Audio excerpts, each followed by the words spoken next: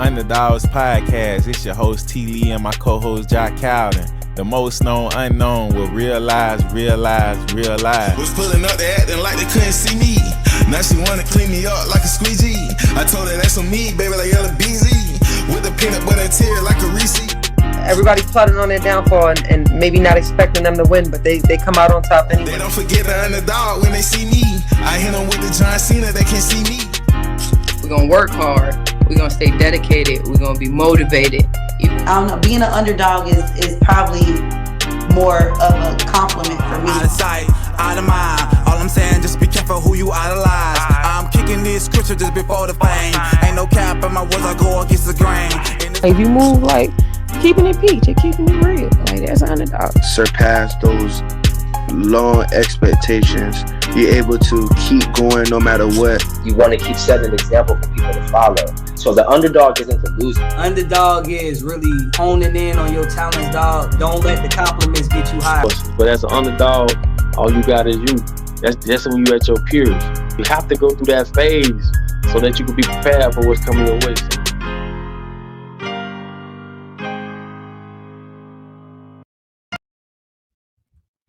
Yo, what it do, good people? Welcome to the Underdawgs Podcast, Season 6, Episode 20, The Ghost in the Machine, featuring Atlanta-based recording artist Rio Nkosi, man. Before we even bring him in here, though, you know how we got to kick it. We got to show you what's going on, man. Here's the brother right here, live. It's a one-round battle. Battle, respect Rio, man. Let him fight back. Let's go. Home gang. Hey, well, first of all, before I go, if y'all go looking for me in Stone Mountain, I ain't gonna be there, nigga. I'm from Zone 3, 166. Okay, Silver Road. Yeah. Straight up. But let's get into it. Nigga, I studied the 48 laws of power. Even meditated on the art of war to understand my art. Arm and hammer, no baking soda. Before we knew what a helping hand was, I watched niggas take a risk inside that pot. Before I got the phone call, I was already connecting dots. But your storyline fits within this subplot. So, nigga, if you approach me with any discord, nigga, you getting tuned up. Plus, we keep them tools on deck like a mechanic shop. Okay. Nigga, what good is it having drive if you never lift the hood? You just talk a lot. Mentally, your GPS system malfunctioning, nigga, you just another slave on the auction block. But if the stick shift, I can park a lot. I can alter carbon with this metal gear and have the machines keeping you alive like RoboCop. Nigga, headshot. The niggas around you encourage you to speak your mind. And then them same niggas gotta help you hold your thoughts. I feed off negative energy and help me get my point across. Harpoon. Some would say it's even genetic the way we harp on each other's character. So I brought it back to the drawing board. Cartoon, gridlock, red lights everywhere. I saw the picture develop. I wrote this round in a dark room. Big fish in a small pond, blood in the water. Smart move. But that just made you shark food. All the bodies I've collected over time enshrined in trophy cases, museums, art room, galleria. Nigga, you talking about puzzle pieces. Before I let a nigga act jaded toward me, he'll see a bald head, alopecia. Get my focus right and zoom in through the lens. Camera feature, bow. Even if you survive, you'll be paralyzed. Anesthesia. Nigga, before you take flight, I'll catch off on you and they'll watch you crash in plain sight. Nigga, that's Aaliyah. That was crazy. The gaze will lift. Hold on. The gaze will lift. Fillet your shit. Nigga, get a buzz and act fly in these max. I gotta lay your shit. I'll spray your shit. Red, laser, beam on your eyeball on some Kano shit. Hey, man. Niggas talk greens until they get washed up and let it all sink in on some Drano shit. Nigga. Hey. Y'all gonna have to go check that out on YouTube, man. We ain't gonna hold them too much longer, man. Real talk, man. Hey. What up, bro? What up, big homie? Hey, man, welcome to the podcast, man. Glad to be here, man. Thanks for having me, bro. Man, I'm talking about you treated them like a small fish on that one, though. I had to, man. Yes, man, sir. Glad to be here, man. We got Zone 3 in here today. Okay. Zone 3 in the building, man. 166 Atlanta. You know what I mean? The SWATs, man. Southwest Atlanta. Everybody stand up. Salute to the whole Swats, man, the whole Atlanta, but definitely Zone 3, you know, definitely. Already. So, like I say, bro, welcome to the podcast platform. It's an honor to, have you on the show today to kick it with us. Yes, So, sir. what we gonna do, man? We gonna recap 2024 as we, at the end of the year right now. So, Bye-bye. it's been a huge year for you. How has 2024 treated you so far, both personally and in the music? All right, man. Like personally, bro, it's been a blessing, right? So it's like this year has been like a year of transition, right? And what I mean by that is you know, we always aspiring to become a better version of ourselves. And this year, at the onset of the year, I had, some personal goals that I wanted to, develop, my character as a man, just my relationship with God, my relationship with other people, just making myself more available, more useful, you know what I'm saying? Becoming smarter, adding to my vocabulary, just a whole bucket list of little small details that I wanted to add on to make sure that, I'm refining myself, you know what I'm saying? Become the best version of myself. I think we all owe the world to become the best version of ourselves. I think that we could be more of service, whether it's music, podcast, and battle rap. If we doing the work behind the scene in the gym. So when I step out in public, you can tell I've been in the gym because I've been working on myself. So this whole year, man, it's just been a process and it's paid off, man. Doors been opening for me. I was able to maximize on my short-term goals and long-term goals. Now, within that framework, within that matrix, musically, man, it's probably one of the best years for me musically.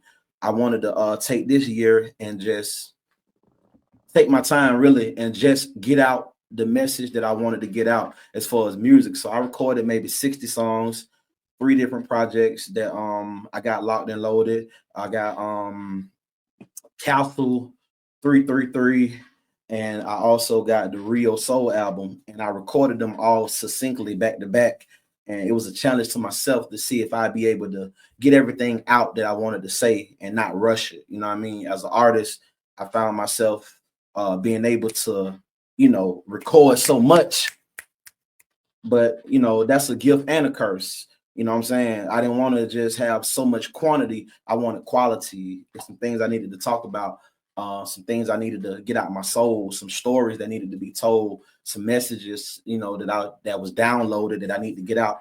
And so I just been this whole year just taking my time, just doing it. And I did it, bro. And like, man, I'm at peace. You know what I'm saying? I was able to accomplish all my goals. So now when I get ready to drop them, everybody, the whole world, everybody that come across it, as a consumer, y'all will be blessed by it, from an entertainment value and also from a substance value. That was very important to me. Nah, facts, brother. And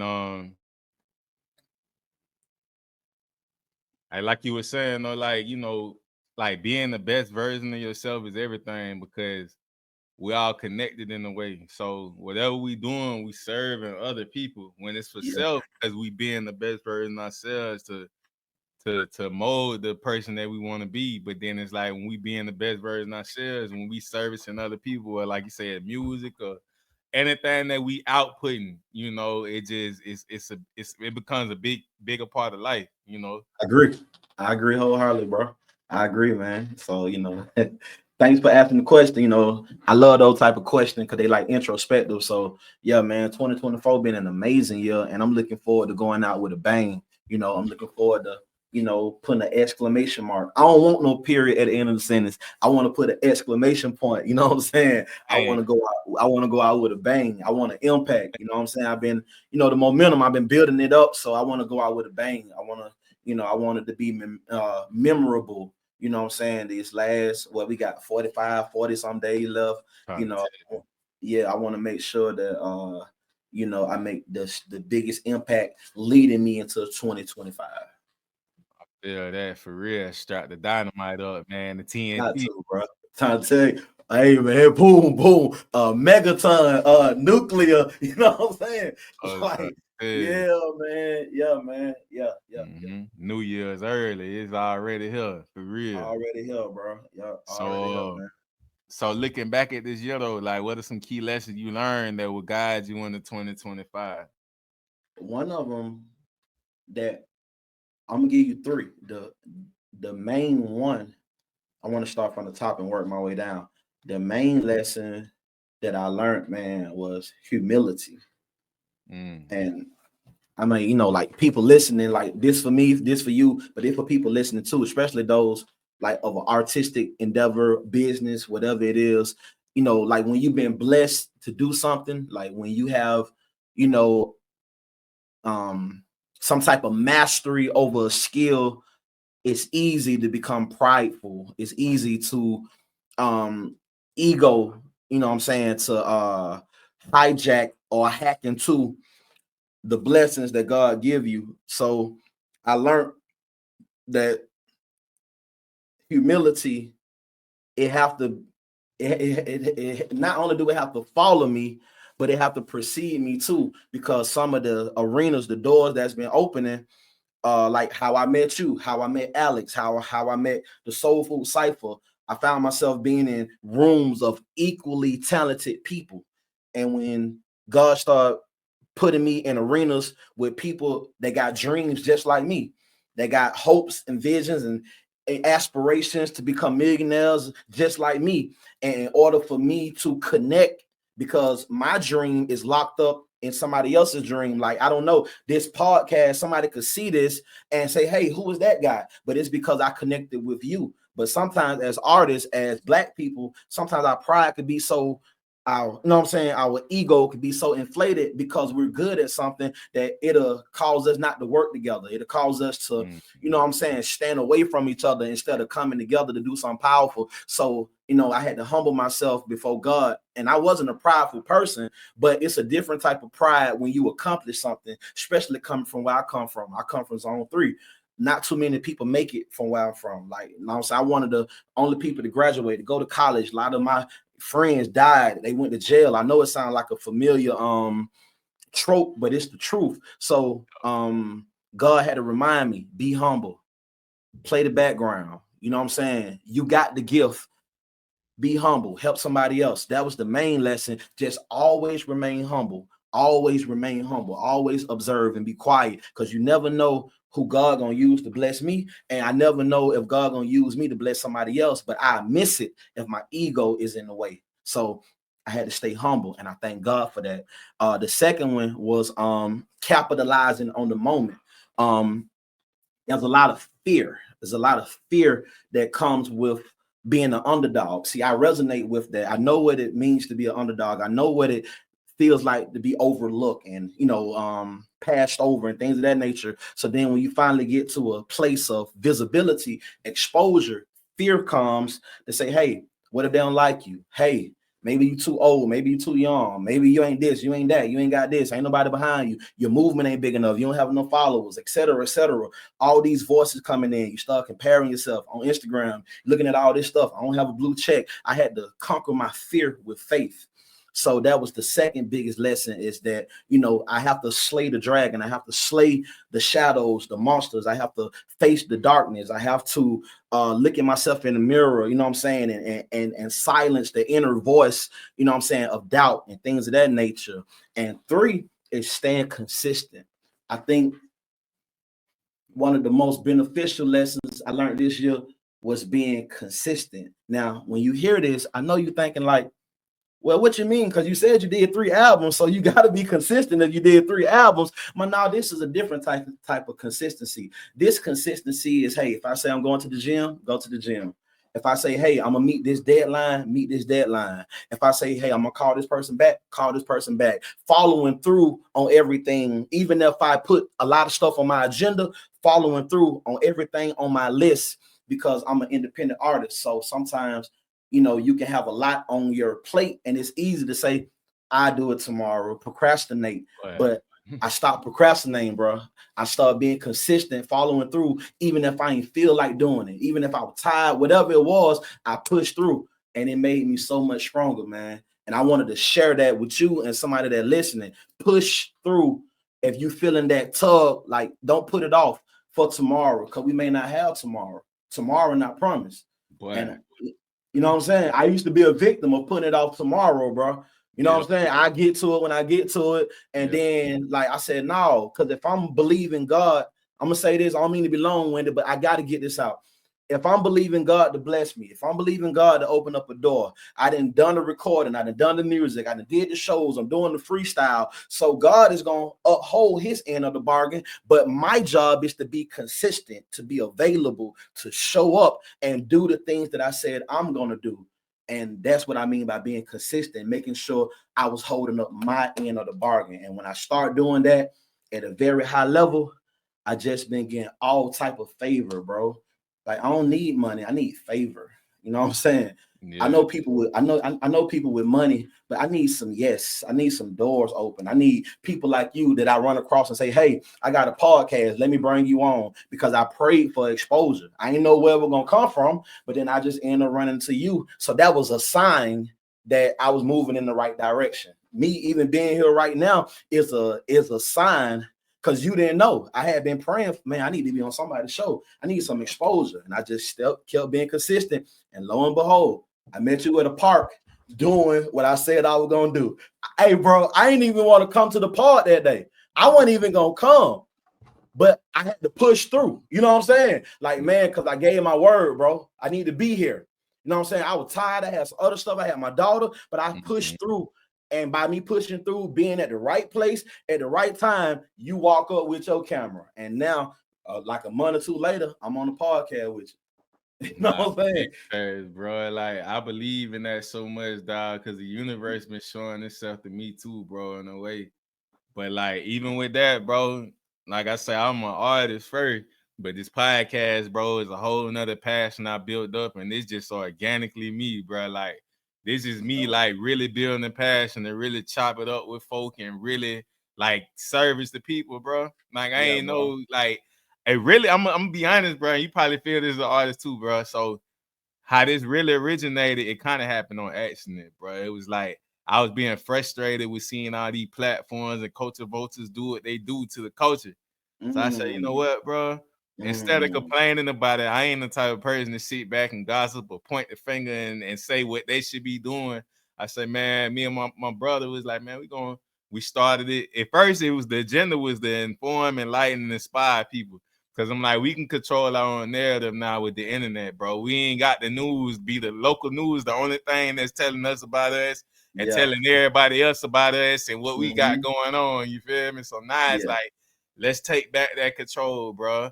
You know what I mean? So we like, okay, they told you this. Well, look at it from this other perspective too. Don't look at it just for one way. Because when they feeding it to the masses, the media getting to you, it's an agenda behind it. So we basically big on people having their own mind and having their own thoughts, bro. Being able to think for yourself. You feel me? It don't matter if 100 other people think one way. You can think different. It's okay. You ain't got to be sitting there being a yes man or just because they like it, and so you gonna like it, but you don't really know why you like it. You just come on, bro. Feel accepted, bro. Like, nah, we definitely took the wheel, dog, and 3 years later, bro, 100 episodes, 100 guests, bro. Like 6 seasons, I'm like, bro. In the middle of it, I started realizing like it was one guest that told us, bro. It's like. I got reassured, like, bro, this it, bro. Like purpose-wise, I feel like on another level, this shit right here.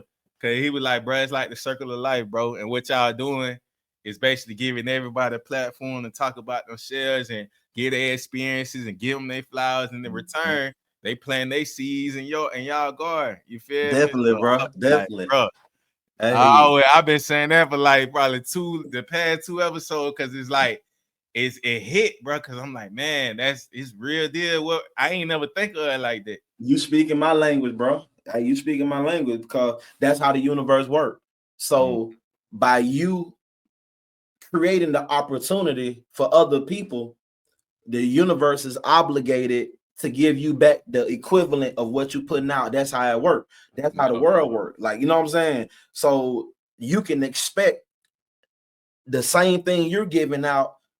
It's gonna come right back to you. That's how it works. That's what I mean by you speaking my language, bro. Like I'm serious, bro. Like, hey, man, you speaking my language, bro. So, you're being the change that you want to see for yourself, you creating it for other people. And so, like, yeah, bro. So, man, hey, man, not just my 2024, man, your 2024, man. I look forward to seeing your progress and what happens in 2025, bro. Because you got like a big harvest, seeds in the ground. You've been planting, helping people, man. Your 2025 gonna be amazing, bro. I'm telling you that, bro. I promise you, dog. You already know. I ain't gotta tell you. You already know. I can see it on you. Bro. Yeah. Hey, up, bro. dog. You And already then, like, know. even I'm that just day- confirming, bro. Yeah.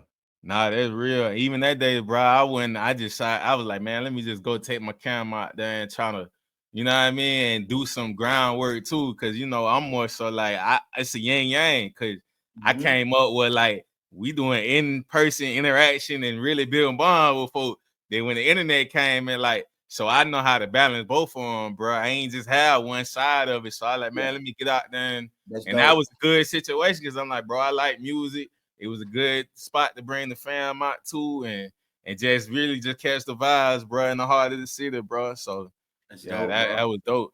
Yeah. So for sure.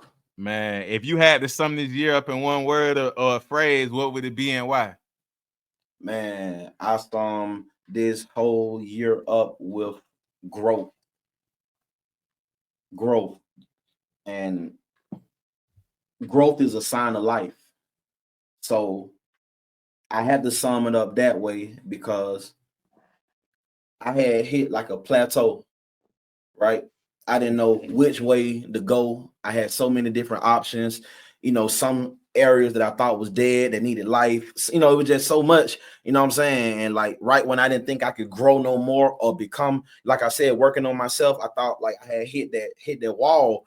And then all of a sudden, man, when I just let go, I just start growing. Like I start seeing progress. So they're interchangeable. Progress, growth, completion, like all of those mixed in together, bro. You know what I'm saying? Up in that word grow. I wish I had time to make it an acronym, you know what I'm saying? And just figure out, you know what I'm saying, different words for each letter. But that's what I would call 2024 for me has been a year of serious growth in every area of my life. Nah, that's real, man. And so as we push the importance of knowing ourselves, bro, because we real heavy on that. Before we even talk about the music and anything, like, can you introduce yourself to the audience and tell us, you know, what knowing yourself means to you? Yes, sir. So yeah, so we kind of like, you know what I'm saying? We jump right into it, you know what I'm saying? So just to kind of backtrack, my name is Rio Nkosi, born and raised in Atlanta, Georgia, graded baby, zone 3, you know what I'm saying? 166. I'm just calling those out for those that may be familiar with the landmarks, you know, T.I. Bankhead, you know, zone 6, different things from different artists, East Point, College Park, but I'm from Swats, you know what I'm saying? I grew up there. And that area got its own unique story, its own unique oppression within the city that, you know, certain neighborhoods got certain different dynamics that mold the people that live in these areas. So the area I grew up in, you know, it's like you said, it's the heart of the city. You know what I'm saying? It's where Martin Luther King, you know what I'm saying? Like his house, maybe like 10 miles from where I grew up at. So it has a blend of criminal elements and Black history and the church and civil rights and, you know, thugs and drugs, like all within like one melting pot. It's crazy, you know what I'm saying? So the SWATs is like that. It's like the train tracks, Oakland City, where Lil Baby from. Then you got Young Thug right across the street, you know what I'm saying? Cleveland. Like it's just a crazy dynamic in the SWATs, man. So for me to know myself growing up, that's what I meant by it was so many different things pulling from my attention. Outkast, Good and Mob shot one of they from their first album right in front of the school that I graduated from. I was out there the night that they did it. I remember the impact that had on me being a young kid, seeing them 1 to the 2, the 3 to 4, them Dirty Red Dog, and I'm watching them film it right across from where I live at, and it made an indelible imprint in my mind. So me knowing myself, like, first of all, I just had to push through what everybody else told me I was. And that's the thing about the SWATs in Atlanta. They'll tell you who you are. They already have like a predetermined path for you. We don't really have gangs. Now we do, but it ain't really like Crip blood, but they still got like a path because everybody just passing the baton. So, they already kind of figure you out based on who you kin to, what street you on. So I had to push past all that, man. I had to find out, who am I? What is my identity? How do I fit into this dynamic?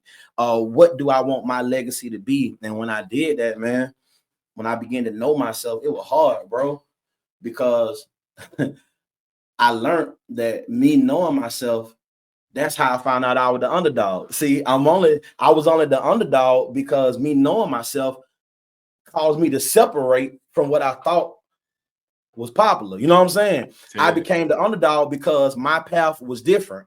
If I would have went along with him, I probably could have been out. I probably could have been well known if I would have just fit with the clique. See, I know you from Florida and Georgia, especially Atlanta, is so clique oriented, right? And if you ain't part of the clique, they don't really want to let you in. You got to be part of the clique, the in crowd. But like, I'm different, bro. I got a different vibe, a different swag. The things I care about different. And that came with me knowing myself. It's important because knowing is basically what concerns me. What do I really care about?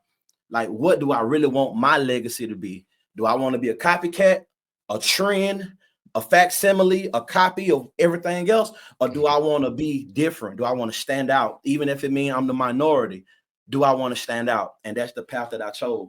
And I'm glad I did, because now that I know myself, I can give it authentically to my family, to my friends, people I do business with. You're getting the real me and not just a projection of what I think you want me to say or want me to be. You're getting a real, unadulterated, no fugazi, straight up, you know what I'm saying, giving it to you raw and uncut. And, I'd be doing you a disservice if I came any other way. Nah, I respect that, bro. And like, I feel what you said, bro. It's really just doing everything on your own terms, really, in a sense. Like you say with the click thing too, bro. It's the same. And I feel like everybody, when you come, it's always kind of go like that. If it ain't, like you say, no gang activity, it's definitely neighborhoods. It's definitely some type of influence where, hey, we just roll with them because they got 100K followers or something. But it's not a real situation I want to be. It ain't real. Everybody got different. They looking at it for different things rather than just the individual. Person can be a messed up individual, but they just, hey, I'ma still be cool with them and still want to get accepted by them because it is, even though I know they ain't a genuine person. Ain't that now? That's crazy, bro. Ain't like, if you think about what you just said. From an objective point of view, we can step outside of the reality and just look at it like we in a museum. Man, that's crazy, bro. It is. Clout should not automatically grant a person access into your life because they got clout, bro, or because they got access to something. Look at the P. Diddy situation. Like, just like, do you think all them folks wanted to be there, getting caught up with the baby oil and all that type of stuff? No, bro. But the clout is like a drug, and especially in Atlanta, Atlanta got this mystique about it that everybody can pretend to be somebody, even if they not as popping as they would appear to be. Everybody is like Hollywood. Everybody you meet is somebody. So it's got this illusion, and that's what we be going wrong at. We let the clout, we let all of that stuff cloud our judgment, and we end up clicking up with the wrong people for the wrong reason, and then that's how we get caught in the situation, bro. Like, that's real talk. That's too real, bro. And when you say that, it's just like I sit there and analyze myself, like, in a sense, like, bro, I'm like, when somebody see me, bro, I'm just the same person every time, bro. I don't walk like I have the grind, like I made it, you feel me? Like, I'm still trying to make it, you feel me? That's the only thing I can take from it. But when I don't be getting it. I don't understand it, because like you say, before the word clout even existed, bro. Like I say, we come from an era where you had to really be, you had to be about that. Conversations. You had to really be out here and show your face to people, and really, now it's like the apps these apps turn people into, people be literally, bro, using thoughts and feelings to make their judgment instead of actually being around a person. I see this on Instagram. I think and feel they like this. I think they're a good person. I want to meet them and stuff like that. And like, you don't even know them, bro. You feel me? He already done made about 1,000 stories in their head about the person. Don't even know them, bro. It's crazy. Like I say, bro, we been whatever the word clout was before that, bro. Before the word even made it. So it's like a lot of people from my area, it's something they got caught up in the hype, though. And I ain't gonna lie. But a lot of us, bro, most of us know how to carry ourselves in the Shinko. It's like when you know better, you do better. But yeah, a lot of folks, bro. I mean, I can't say that for everybody either, because some people still don't know, but they gonna find out, bro. They gonna find out the hard way. I mean, it's only two ways. You know what I'm saying? Yeah. You know, a lot of folk. It's crazy, bro. I'm gonna say this, then we can move on. But it's the crazy thing. A lot of people find out the hard way because the hard way looked like the easy way. And in retrospect, the easy way is really. It looked like the hard way. You know what I'm saying? It's like it's been flipped on his head. Like when you were saying with the social media, people replace genuine connection with likes and hugs and followers and clicks and likes. I only want to be around them because they got this. They got bro. It looks like this. Yeah. And now we don't know how to talk to each other, right? I can respect you. Look, I can respect you in real life because I was already moving before the internet. So I know how to move in person with people. But when people that have capitalized on the internet, like we all live in the digital world, but for people that capitalize on that, like what you were saying, that's why they be saying that's why they be saying crazy stuff, and they can type anything and be disrespectful because it's like an artificial intelligence. They don't really know how to relate to people, and the computer give them like this false sense of reality. And then when they get in person, or they don't never show up at the event at all because they can't type in person. You ain't got your mouse in person. You don't have your DM in person. You got to look me in my eye in person. You feel me? You can't type a message and send no emoji in person. I got to shake your hand. I got to feel the blood in your hand. I got to feel the strength when I shake your hand and look you in your eye. Now you get to look into the windows of my soul. Now you can discern if I'm a real nigga or a fake nigga in person. And that's what's missing. That's the balance that's missing at this day and time that we living in the 21st century. That's what's missing, bro. We have replaced genuine connection, what makes us human, with artificial and computers, and that right there is affecting the music, is affecting the relationships, it's affecting the streets, it's affecting everything, and only the strong gonna survive, bro. That's real. I swear, you said everything, bro. Relationships, mental health, like, bro, for real. I said when I don't even want to touch on it like that. Like I said, bro, it's so organic convo, bro. So I just keep the shit. But even with the politics thing, bro, I stay out of it, bro, because I started realizing, bro, like I just sat back and observed people's actions and what was going on. So the best place to do it, I went online. Of course, you seeing all the posts and everything. So I say, bro, I told my dog, I say, man, the internet show you people that you wouldn't even be looking for real, bro. I say, mental health is crazy. And I said, dog, the way this is kind of breaks down, I say, all I seen through this whole election, even the last one, is how much division it put amongst people, bro, the other masses. You can't have your own mind. You can't have your own thought. You either rocking with this, you ain't right. I'm talking about they make life-changing decisions. I ain't in. And they don't know nothing about these folks, bro. These folks pimping them, dog. I'd be like, they playing on their emotions, bro. Bro, I seen a post, right quick. I seen a post. I can't remember what I said. Maybe it was Instagram or Facebook. It was like a group of women had started like a little thing. I don't know if it was like what race they were, but they were saying if you didn't vote for Kamala Harris or something like that, they ain't even dealing with men no more. Like, they ain't giving it up. Like, it's over. Like, they legs closed, the shop is closed. Like, we done with, like, it was some real serious stuff going on, bro. And I'm like, man, like you saying, bro, it's like we living in hyperspace or something. Like, you know what I'm saying? It's like, dang. And it's probably been there in our face the whole time. But we need these mega events to bring it to the forefront. People probably already been on that vibe, but we need these events that's big enough like Jake Paul and Mike Tyson, they say the whole world was watching Netflix. So many people was watching it. It was making it break down and buffer. Like Netflix was going, like the connection was like glitching because the whole world was trying to log on and watch. Well, that election thing kind of like that. Mm-hmm. It takes something that of that magnitude to show you just how big mental health, and we really been tripping the whole time. We just needed Trump and Kamala Harris. We needed that dynamic of energies with each other to bring the supporting cast. People been feeling that way. They been want to stop doing that. Folks been want to act crazy. These folks been want to fly their flags. They been want to try to do Project 2025. They been want to do that, but they had to wait for the proper time.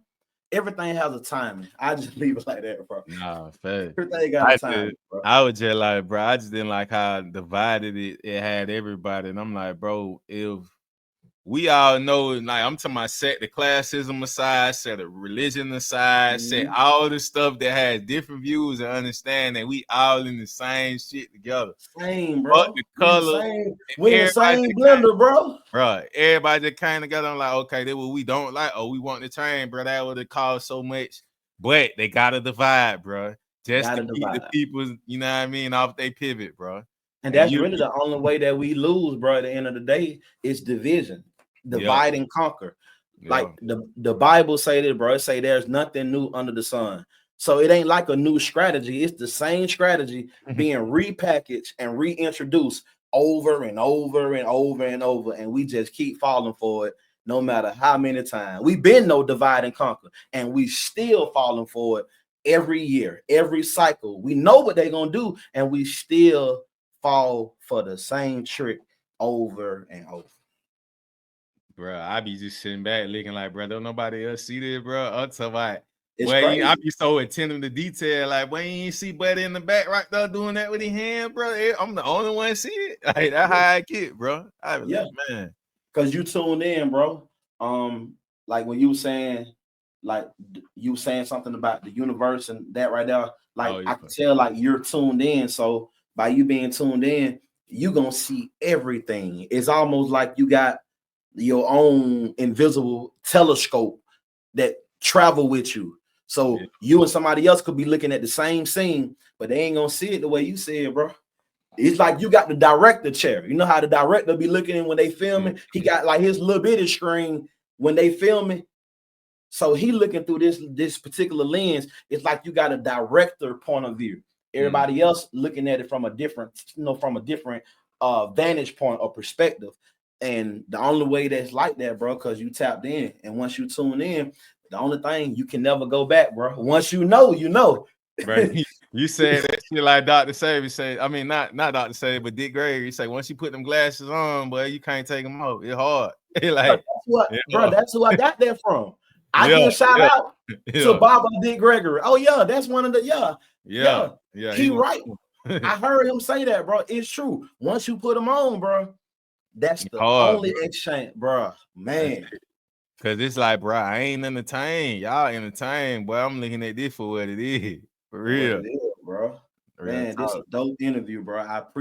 This is a dope interview. I appreciate you, know what I'm saying, like inviting me on this, you know what I'm saying? I know we're gonna get into the music and talk about everything else, but these type of questions I live for.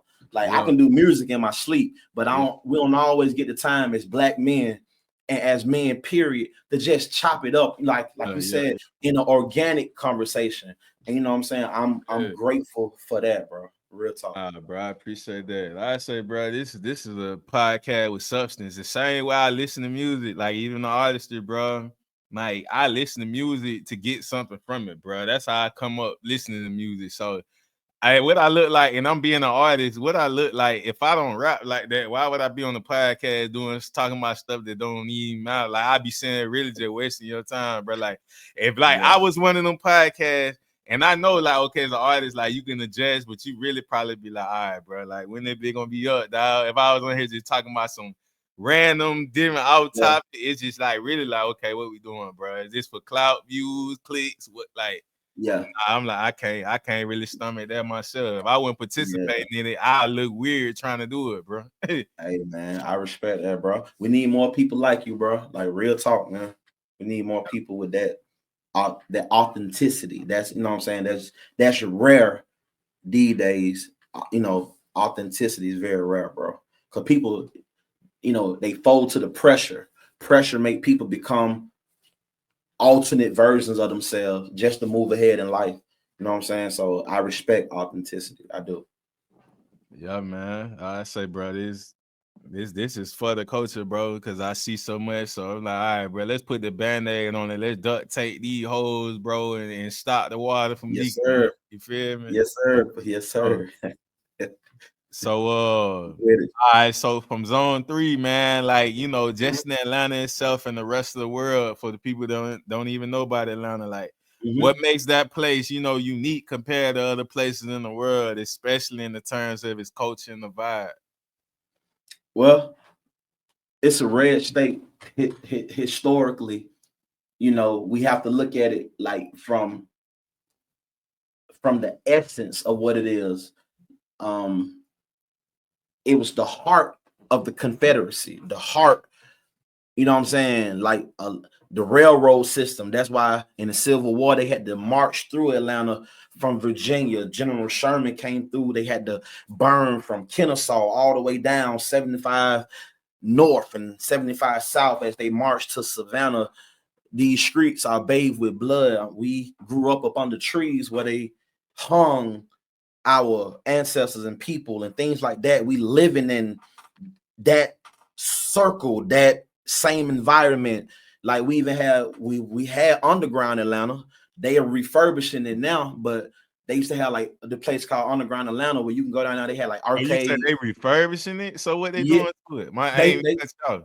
Yeah, they talking about like putting a casino down there, bro. No, it is Underground Atlanta. Yeah, they had closed it and doing like some renovation, like this little group bought it. I'm sorry, I can't think about the I don't know the name of that real estate. Okay, I bet.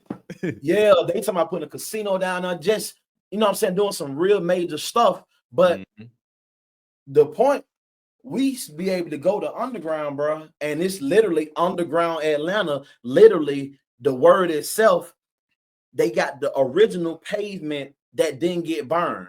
See, they built over the rubble from the Civil War. They built over that. That's why they call it Underground Atlanta. So we was able to actually walk on what was left of the original Atlanta before they burnt it, and you could see the cobblestones, and you could see the old lampposts, and you could see where the police used to have these mobile jails that they put in public. They didn't have to take you to Rice Street. They had jails was mobile with wheels. They can just put it anywhere and put you in there, and you be locked up in the middle of the street like a portable cell. It looked like a porta potty, bro, but it's an actual cell. They just lock you in there and leave you. So we had to grow up around all these things and learn how to get along, and with the integration and all these things just coming at you, you know what I'm saying? So what makes Atlanta special is even in the midst of that is where Black people begin to congregate and pull together. Those that didn't migrate up north,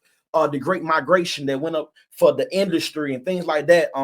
Those that stayed in the South began to get some type of enterprise and move to the east side. And we got doctors. That's right. Right now, Atlanta got the most Black millionaires all in the whole country. So by that happening, it created this, it's almost like a city within a city. You got Atlanta, but then you got Black Atlanta. You know what I'm saying? You got Georgia, but it's like a state within a state, a city within a city. And then once you tap into that, then they get broke down to zones, zone 1, zone 3, zone 6. So it's all this fragmentation, and every side, you know what I'm saying? It's almost like African tribalism in a sense, right? It's almost like the tribalism that left Africa off the boat. It was still stuck in our minds. So even though we started becoming prosperous, we still had these elements of tribalism that was here. So what makes it special is that when we sequestered to our parts of the city, everybody began to formulate their own lingo, in a sense, their own dynamic, their own wardrobe, sayings, clicks, dances, you know, from different parts of the city. You got the east side, but then some type of way, all that still merged together up under the umbrella of Atlanta. But Outkast, they grew up in, some of them was in East Point, in College Park. You got folks from the east side, Ti. You know what I'm saying? You got all type of things from the west side, Bankhead. What makes Atlanta special is that it's a place that's seen some of the most horrific, vicious turning over of a culture, of a systematic racism infrastructure, and out of this was able to give birth to some of the best art, the best food, the most love. They call it Southern hospitality. You know what I'm saying? The most beautiful, some of the most beautiful women, some of the most artistic people. It seemed like the pain of the city was like a soil almost, bro, and it gave birth to some of the most unique people because that's all we had. Like, just imagine, and I know everywhere has seen their own trauma, their own drama. I'm pretty sure Florida, everybody got their own thing, but by Atlanta, like I said, with Martin Luther King, and not just him, you got Ralph David Abernathy, you got Hosea Williams, you got Jesse Jackson, all these people converging at this point in time at this one particular place, and out of this, everybody pulled from it. Everybody got a story to tell. That's why Outkast and Goody Mob, that's why they rapping like that. Even T.I. earlier records, he was saying something different. You know what I'm saying? Like, it's just the South in itself was able to produce from the pain as like a fertilizer, bro. And that's what Atlanta is. And then it became like a beacon of hope. So now everybody moving here, everybody coming in. But really what jumped it off was the Olympics in 96. When the world came here in 96, whatever we was already building when the Olympics came, it was an influx of capital and economics, and it gave the city the push that it really needed. And we ain't never looked back since, bro. So, I wanted to give you a full answer because I am a product of that. Everything that I just said, everything that we've been talking about, now just put me in the middle of that as a child, happened to grow up in the midst of everything I just said. You know what I'm saying? Imagine what that does to somebody psychologically. Talking about having to know yourself. That's a hell of a task for anybody, bro. That's a hell of a task, bro, because I didn't have to know myself. I could have just went with I could have just said, hey, man, nigga, hey, pour it up. Hey, man, what's up? Boom. Like, I could have just ran with it and said, to hell with trying to know myself. Yeah. I don't have to know myself because the playing field has already been determined for me. You got civil rights, you got this, you got that. Get in where you fit in. You feel me? I ain't have to try to, you know what I'm saying? The Miami boys, I know you from Florida. The Miami boys came here in the 90s. They was in my neighborhood. They got into it with people that I know. Like when drugs flooded in, like Freaknik, all that stuff, bro. I'm a child. I was there. I seen it with my own eye, bro. Man, bro, you said a lot, man. Hey, bro, I ain't mean to do. Hey, I had to just.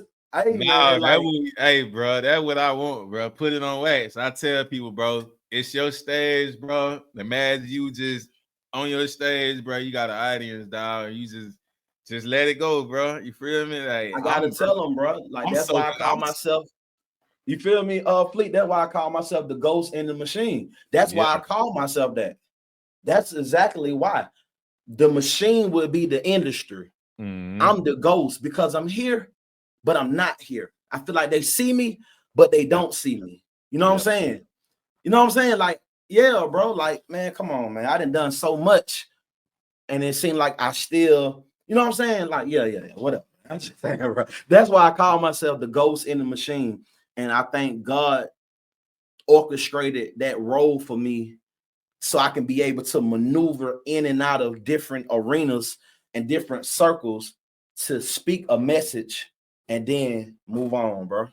Really, that impact. Like you say, when your name come up, when they say Rio the Cozy, like it's just like a ghost just came, whoa, like that type of impact. Like he was here. That's what I'm saying. I was just, how long, but where he at? Like, and you turn around and I'm gone. That's why I blurred the screen out. All that psychological. I'm trying to maximize that intent. Like, I don't know how long God got me here. Like, you know what I'm saying? I don't know where my road gonna lead, but while I'm here, I want to be effective. I want to make sure that, you know, that I stood for what I stood for, you know what I mean? And I gave it all I had. You feel me? Like real talk. Real spill, man. So we're gonna tap into the musical influences and tap Let's on go. the journey, man. So at one point, the music started to, you know, speak to you. Like, what sparked your interest in pursuing it, you know, seriously? Man, bro, listen. Like my dad is a jazz musician, right? So my earliest memories is me being in the kitchen with my dad and my uncle. My uncle, he had a group in the 70s.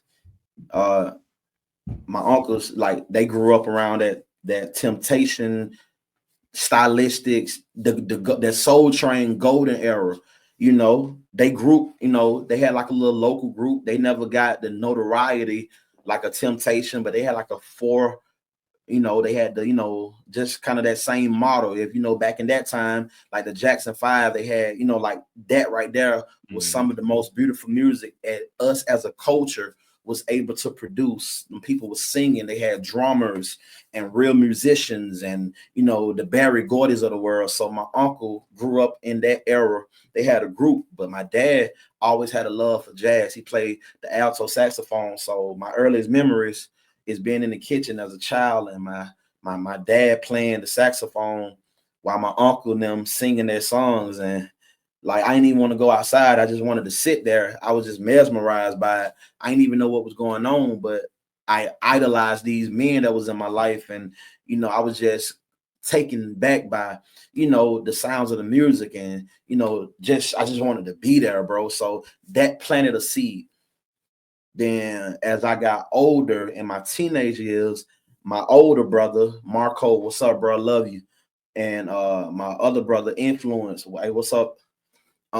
They introduced me to 3-6 Mafia and Bone Thugs and Player Fly and Gangsta Black. Yeah. You know what I'm saying? So a lot of folk don't know about Player Fly, Gangsta Black, and that whole come on, bro. The game owed me nappy hair, gold teeth, all that type of stuff. You feel me? And like, it sparked something in me, bro. This from a rap perspective. Like, you know what I'm saying? Like, I was like singing before I was rapping because my uncle and them. So I always had a love for music. You know what I'm saying? I wanted to be like them. You know what I'm saying? I didn't want to play no jazz musician like my dad, but my uncle and them, I was trying to, you know, mold myself after them. But when my brother and them introduced me to rap, it took my mind somewhere else, bro. And you know, I was heavily in the early stages of my career, heavily influenced by Memphis. Heavily, bro. Like that Player Fly, Gangsta Black, 3-6, and Bone Thugs, and that. So the earliest incarnation of my style, and to this day, it still stuck with me to a certain degree. I learned how to freestyle, but I was rapping fast.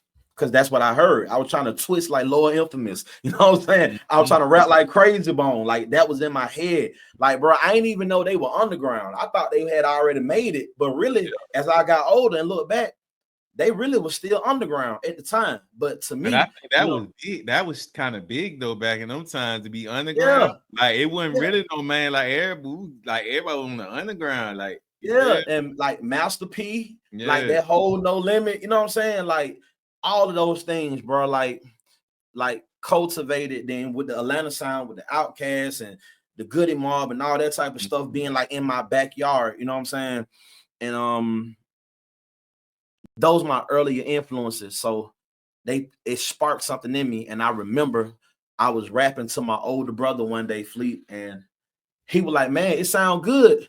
But everything you talking about, it ain't real. Like I was saying some crazy stuff, bro. I was snapping, but it wasn't true. And my brother pulled me to the side and he was like, hey, look, I think I was in the 7th grade, bro. And my brother was like, man, you can rap, but what you talking about? He like, it sound good, but you ain't really did the stuff that you talking about. And he was like, if you want to go far, make sure what you're saying really reflect who you are as a person. And I remember that, and it stuck with me. My brother ended up doing Fed time. He got caught up in the street, and his best friend snitched on him. He ended up making a move for him because he was getting ready to die. My brother bust a move for him. Then they get jammed up, and he ended up snitching on my brother. But my brother was protecting him. He got 2 years. They tried to give my brother 40. He had to take a plea deal to do 10.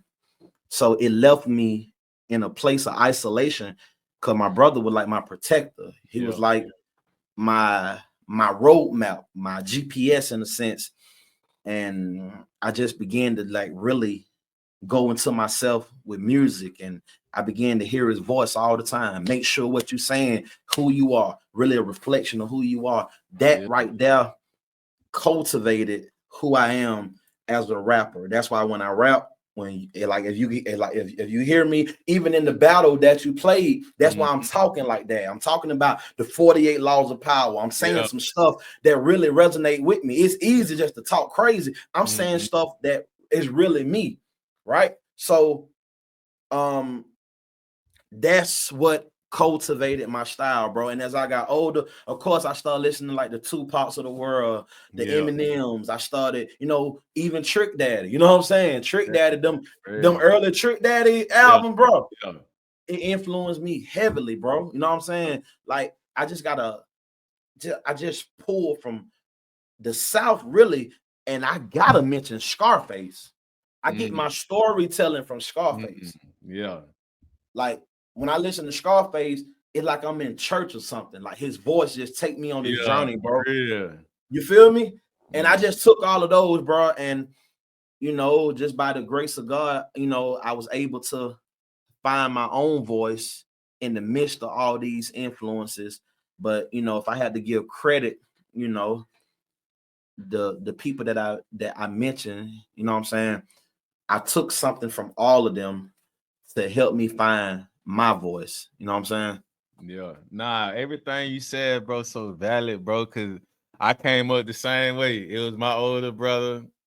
When he put that music in my ear, bro, it was a rap. Like you say, from No Limit, Cash Money, Bone Thug. Then when I started doing my own, it was a point of time when New York had me in the chokehold too, bro. Oh, bro. Jewels. Yes, sir. Man. No, Santana was hard by itself too, though. People was man. Like, all them Luda, like every album. I was like, with any album that was dropping, bro, I don't care who it was, I was getting it, bro, just because music wasn't like how it is now, where like if it ain't a trap beat, I don't want to hear it, like, or if it ain't like I don't want to hear it, like it was like open. You feel me? So you was just open, bro. All different type of sounds, bro. Bro, I got a cousin right now. Like we rap together like every once in a while. Like we really was gonna start a group and call it the Underdog, bro. This like early 2000. Like also, bro, it's so surreal right now. I got a cousin from Zone 3. What's up, Twan? He called himself T-Dog. We were gonna start a group called the Underdogs, and I'm bringing this up for this point. His influence was Dipset, bro. He is the second coming of Cameron. He's always be on Cameron, and every song, like I would have to send you some of the stuff that we did, bro. Man, I'm like, man, cuz, why you rapping like that? Like he was he was snapping harder than everybody, and I was trying to figure like, cuz, like, what is you getting this style from? And he was like, hey man, I'm listening to Cameron and Joel Santana. I'm on that Dipset. He was even dressing, because Joel and them back then, they had a certain look, bro. Like they were fly. You know what I'm saying? Fashion, man. Yeah, bro. The way they wore their jerseys with the Timbs. Yeah, bro. I just had to bring that up. You know what I'm saying? Like, yeah, man. So I can resonate with that, bro. I was in the chokehold too. I'm still in the chokehold now. You know what I'm saying? Yeah, man. It ain't never let me go. Yeah, and I think too high. I think my bad, but I think too high Cash Money with, and even what Death Row and them was doing when they was putting artists from different sides of the world, like on the different sides of the country. So it like it kind of molded that kind of ear to be like, hey, what's going on over there? You feel me? And that was it. Go ahead, bro. My bad. I was just gonna say, and another important part that you said too, bro, is people, when you are artist, like when you grow up like with a passion for music like that, like before anybody think about some money or anything like that, you just focusing on the crowd, bro. Yes. So when you said like you pulling, so it's like, and I still look at the game like that, bro. Like people be like, well, what make you, bro? I was doing it before cloud, before anything, bro. I was focusing on the crowd, bro. It's just the love for the crowd, like it's you the feel me? love of the crowd. And it's just understanding. Like the leg work and groundwork that you did early on to develop your own sound, to not be a copier, but you pulled. That's every artist pulls from other. But it's one thing when you got your own sound, and when they cut, oh, that's Rio right there. That's Nicole's on that bit. Like ain't nobody gonna say, oh, nah, you sound like this. Like it take a lot of work to when you finally get that sound. Like. And then not even to mention like the versatility, all that stuff coming in it, man. It's just like loving the crowd, the versatility to know like, okay, you can't box me in. Like literally you can't box me in. We can go anywhere with this. But I don't know how you gonna come on the track, bro. I don't know what you gonna say, because you took the time to become, like Bruce Lee said, be like water. You feel me? It's whatever the track gonna dictate to you. Like you gonna know when you hear the music, and I think those type of artists need to be protected, bro. I ain't lying. And those type of artists need to be protected, bro. Because you gonna forever float on water, bro. You ain't gonna be that. You ain't gonna never sink, bro. Cause even in a time like this now, bro, the artists, I got a good ear to know, like, okay, they just really started their crowd. I can say, okay, they real seasoned. I see how I'm listening to the cadences. I'm listening to what you saying. I'm listening to how you delivering it. I'm listening to all that type of stuff. I ain't just listening to the sound and just be like, oh yeah, I like the beat, whatever. But if it's somebody I know, like, okay, I can tell when you really love that. Like, you know, it's just because I look at it the same way how I look at the music, you know. But everybody, artists as an artist, we gonna listen to it different than everybody else here. You know what I mean? Bro. They be looking at it, be like, okay, that's a night. They ain't listening, but I'm like, did you hear that? Or did you hear what he just said on that? Like when you was doing that battle rapping, bro, I'm listening literally to all this, the references and everything you put in. So I'm like, ooh, like it was just crazy, bro. Hey, you want to know what's crazy, bro? When it's like that, I don't even care who in the room, bro. I don't even care if they give me any reaction. They ain't have to say ooh, ah, clap. I'm past that at that point, because at that point I realized long time ago, oh, this ain't no hobby. I've tapped into it to a point, like, you know how you in the gym, like just say if somebody shooting basketball, they talking about Kobe Bryant, he shoot 3,000 to 5,000 shots in the gym for practice. So after a certain point, you hit a certain threshold. And science has proven, y'all go get this book for those that want to know this. It's called This Is Your Brain on Music. It's been scientifically proven that anything you do after 10,000 hours, that our brain have wrinkles in it. These wrinkles, these folds, they move according to the stimulus, according to the input. So they did some autopsies of certain people from certain different disciplines in life, and all their brain had the same wrinkles in the same area because they was all doing the same thing. So what I'm saying is, anything you do for 10,000 hours, that part of your brain, that wrinkle is forever permanent. It's forever fixed. What I'm saying is, I've been had my 10,000 hours. If I never write another song, I would never not know how to rap because I've been doing it too long. It ain't a hobby for me. This is my universal language. This is the bridge how God communicate to me through the universe. And if I never win a Grammy, if I never become a household name overseas, it still would be, my music would be the soundtrack for my life. If I'm the only one to hear it, because it ain't just me recording because I want to get paid from it. I'm recording because this is how I communicate with nature. This is how nature communicates with me. And I'll be doing it for the rest of my life in some shape, form, or fashion, because I've already pushed past the threshold. I've already pushed past the 10,000 hours. It's a permanent part of my psyche, my consciousness. I can't undo it. It's too late for me. You know what I'm saying? I can't escape it, bro. You feel me? It's too late for me, bro. I feel me? swear that bit. Oh, it's over with for me too, bro. It's Hey, over. when you say 7th grade, bro, I was in the 6th, bro. So I'm like, Yeah. but it's over 10 years. It's over. Bro, you got ain't no telling. I know you got way more than 10,000 hours. You can never unlearn bro music, bro. It's that's the why it's like integral part of your DNA for the rest of your life, bro. That's why it's like when life be lifing, bro. You feel me? Like, and you might like, okay, you ain't recording a month or two, or it might be 6 months go by.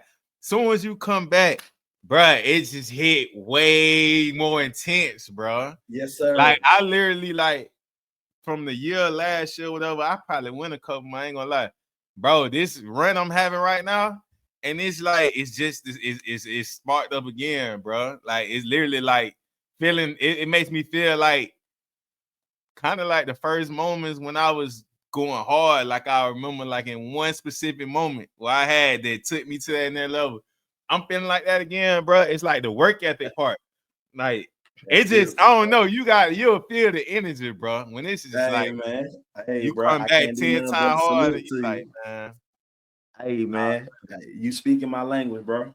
Real talk, fast, man. bro. That's why I'm linked in, because I'm like, bro, when you said that, I'm like, that makes so much sense, dog. Because you think you'll want to, you can't, bro. You never can't. Bro. You always gonna hear, you hear a beat that, and it don't matter. Like you gonna have something to say. You gonna have somewhere to put it out. And look, bro, just right quick. Here go the confirmation for those that may be listening and think, oh, this nigga just talking. He just blowing smoke. Yeah. Why you think a 58-year-old boxer get in the ring with a 27-year-old YouTube? Why do he still feel the inclination to get in the ring with somebody 30 years younger than him? Because he can't unlearn it. That man IQ already. That's why people would sound like, man, Mike got the IQ. The IQ don't go nowhere. Like He man always gonna be Iron Mike Tyson. He can't unlearn it. It's always gonna call to him. That's why he said it in the ring. I'm doing this for me. I have to do it. He gotta lace the gloves up. That's what I'm saying. This principle is interchangeable with every area of life. Look at Michael Jordan. Even right now, he was in the gym. If you challenge him, he gonna shoot your lights out right now. Yeah. Right now. Tom Brady, right now, still probably want to throw the football. He can't unlearn it. Now, you could take that principle and put it in the context of what we talking about, but I had to go there so you can understand it from a global, a macro perspective. I want you to see the science in it. I want you to be able to see it, that it's bigger than just press record, a lay a vocal, a lay a hook. Man. At some point, you merge. Yeah, bro, I ain't gonna lie, you got me thinking, bro, because like sometimes like I ain't never really even, I just was doing it, and I'm wondering too. I be asking myself like with stuff like that, with a creative mind, I'm like, bro, I know I have a creative mind, but it's like I don't sit back and question myself what's going on. It's just I get that feeling, I get that mode, and it's just like even with you, it probably don't even take you probably less than however long to even write a song, bro. Soon as that it come on, bro, that frequency gets it up. Because I learned something, bro. And I know we got to move on, but I got to say this because I need to put this on wax. I like how you said put it on wax, because this podcast is going to outlive both of us. It's in a digital world. It's forever, bro. This is a historical digital document. It's going to outlive us, bro. It's forever on the internet. So what I want to say is, the reason why once I tap in, it can do that, because now you said something about the creative mind. And this is what I learned. I learned, bro, that we're got a creative mind, but there's also an element of creativity in nature. It's something in the universe that want to be expressed. It's looking for an artist like you. It's looking for an artist like me that has put themselves in that divine space. All them songs that you write, you can't tell me how you wrote them songs. You don't even probably remember how you wrote that, bro. You probably can't even tell me how you wrote that verse. You probably look back, watch this, Fleet. You probably look back and played the song and was like, how the hell I come up with that? I swear, bro. Writing that. Because there's another voice that's trying to download something to earth but it need a container, it need a carrier, it need an artist, it need your vocal cords. Yeah, you probably start out writing your own songs, but once you master it, now here come a coach. A coach come and write the plays. He ain't got to write no play for LeBron, but he can trust LeBron with the play because LeBron have got to a certain mastery. So if he write it up, he know LeBron can execute. But it's the same way with you. You have put so much time in. I done put so much time in that if I put myself in a particular creative space with a beat and with a microphone, and if I sit there long enough, the words gonna come to me. I ain't gotta look for the words no more. Because something always wants to be expressed. There's always a song that want to materialize from the invisible world to the tangible world. And all I got to do is put myself in that space because now the universe trusts me. It trusts me now because I got the cadence, I got the intelligence, I got the vocabulary, I got the courage, I got the power to say it. I'm not afraid. The universe trusts me with the music now. So now I'm in partnership. I'm in collaboration with the unknown world. That's bro. This gonna be one of the ones, bro. I ain't gonna lie, I'm trying my best, bro. But hey, man. Nah, I'm just saying the impact, bro. This gonna be impactful because, like, from an artist to artist, how you reeling me in with it too, bro? Because I'm like, you speaking that language, and I'm sitting here over here deciphering it. I'm saying to myself, like, damn, bro. Like, now, bro, how would I know that? Me and you ain't talked about that, bro. But how would I know? Man, because I know once you cross a certain threshold, you ain't gotta look for no material. You just gotta. You can take 6 months off fleet. That's fine. Cause music is eternal. Music don't come from earth. Music exists outside of space and time. So you took 6 months off, but in the spirit world, it ain't no 6 months. It's just now. Eternity don't have a 24-hour clock span. Eternity don't have a 12-month calendar. You can take 6 months off, and when you come back into that space, you ready now? Ready now? That's why you said, bro, it feels just like when I first started. It feel like that because that moment never left.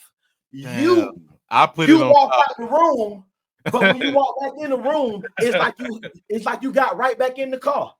God you damn. got right back in the lyrical Tesla. It's gonna drive you there. Come on, bro. That shit so real, bro. Cause you like you said on sleep, and it really me. I'm the one just when I put it on pause and I walk out. When I come back though, and I say it be hitting like bro, like I'm like Tabasco, bro. It be hot, bro. Like it just be coming out different, bro. Nah, that real, man. Like you just, man, you reassured me some more on a different perspective because I don't be taking the time. I just do it. I don't have no, I just do it. But I know the purpose too behind what I'm doing in the sense too with my artistry because I'm like, I'm gonna tell you a quick thing too, bro. I jumped in the game, right?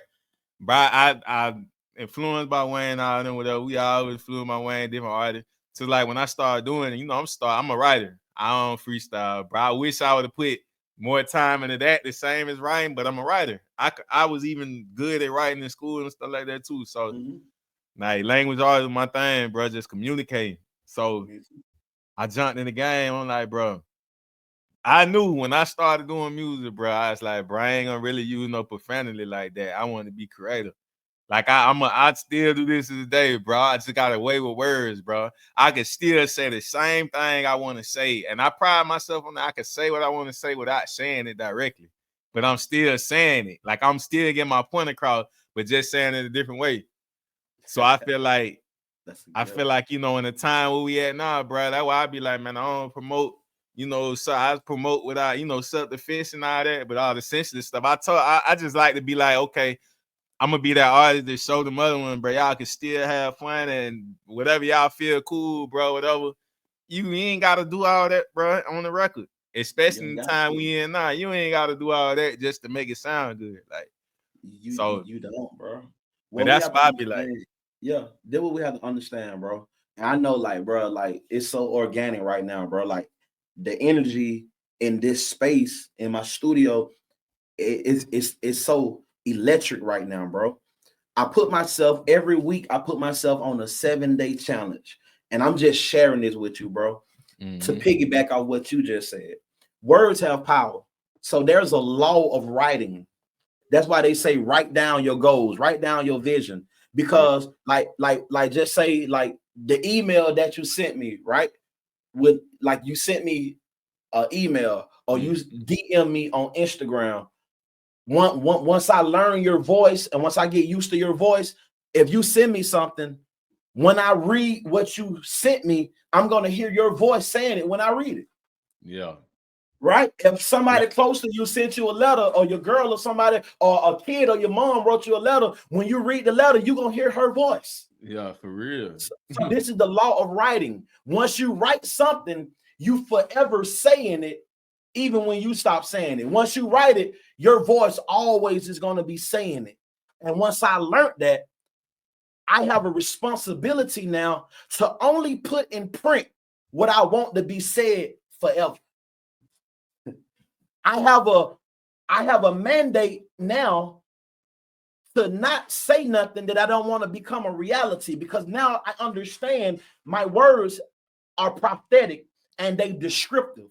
So what I say, I'm creating worlds, I'm creating energy. And even if I move past that point, if I said it and somebody played it, and like if somebody play hit them up right now, they still gonna feel Tupac rage against Biggie, even though the man dead. His rage was encapsulated. Every time they press play, his words are still gonna, like those words are still gonna go forth. So I feel like I was there when if I hear that song, I feel like I was there in the studio. Because that's the law of writing. That's why we have to be, once you get to a certain point. Now, this ain't for everybody. This just for those of us that feel obligated to a higher degree of accountability. This only for a select few that I try on a 7-day cycle. Rio, only say what you want to see happen in your life or in the lives of other people. See if you can go 7 days and only speak what you really want to see manifest in your life. Don't say nothing negative. Like, try your best to let your words align with your goals.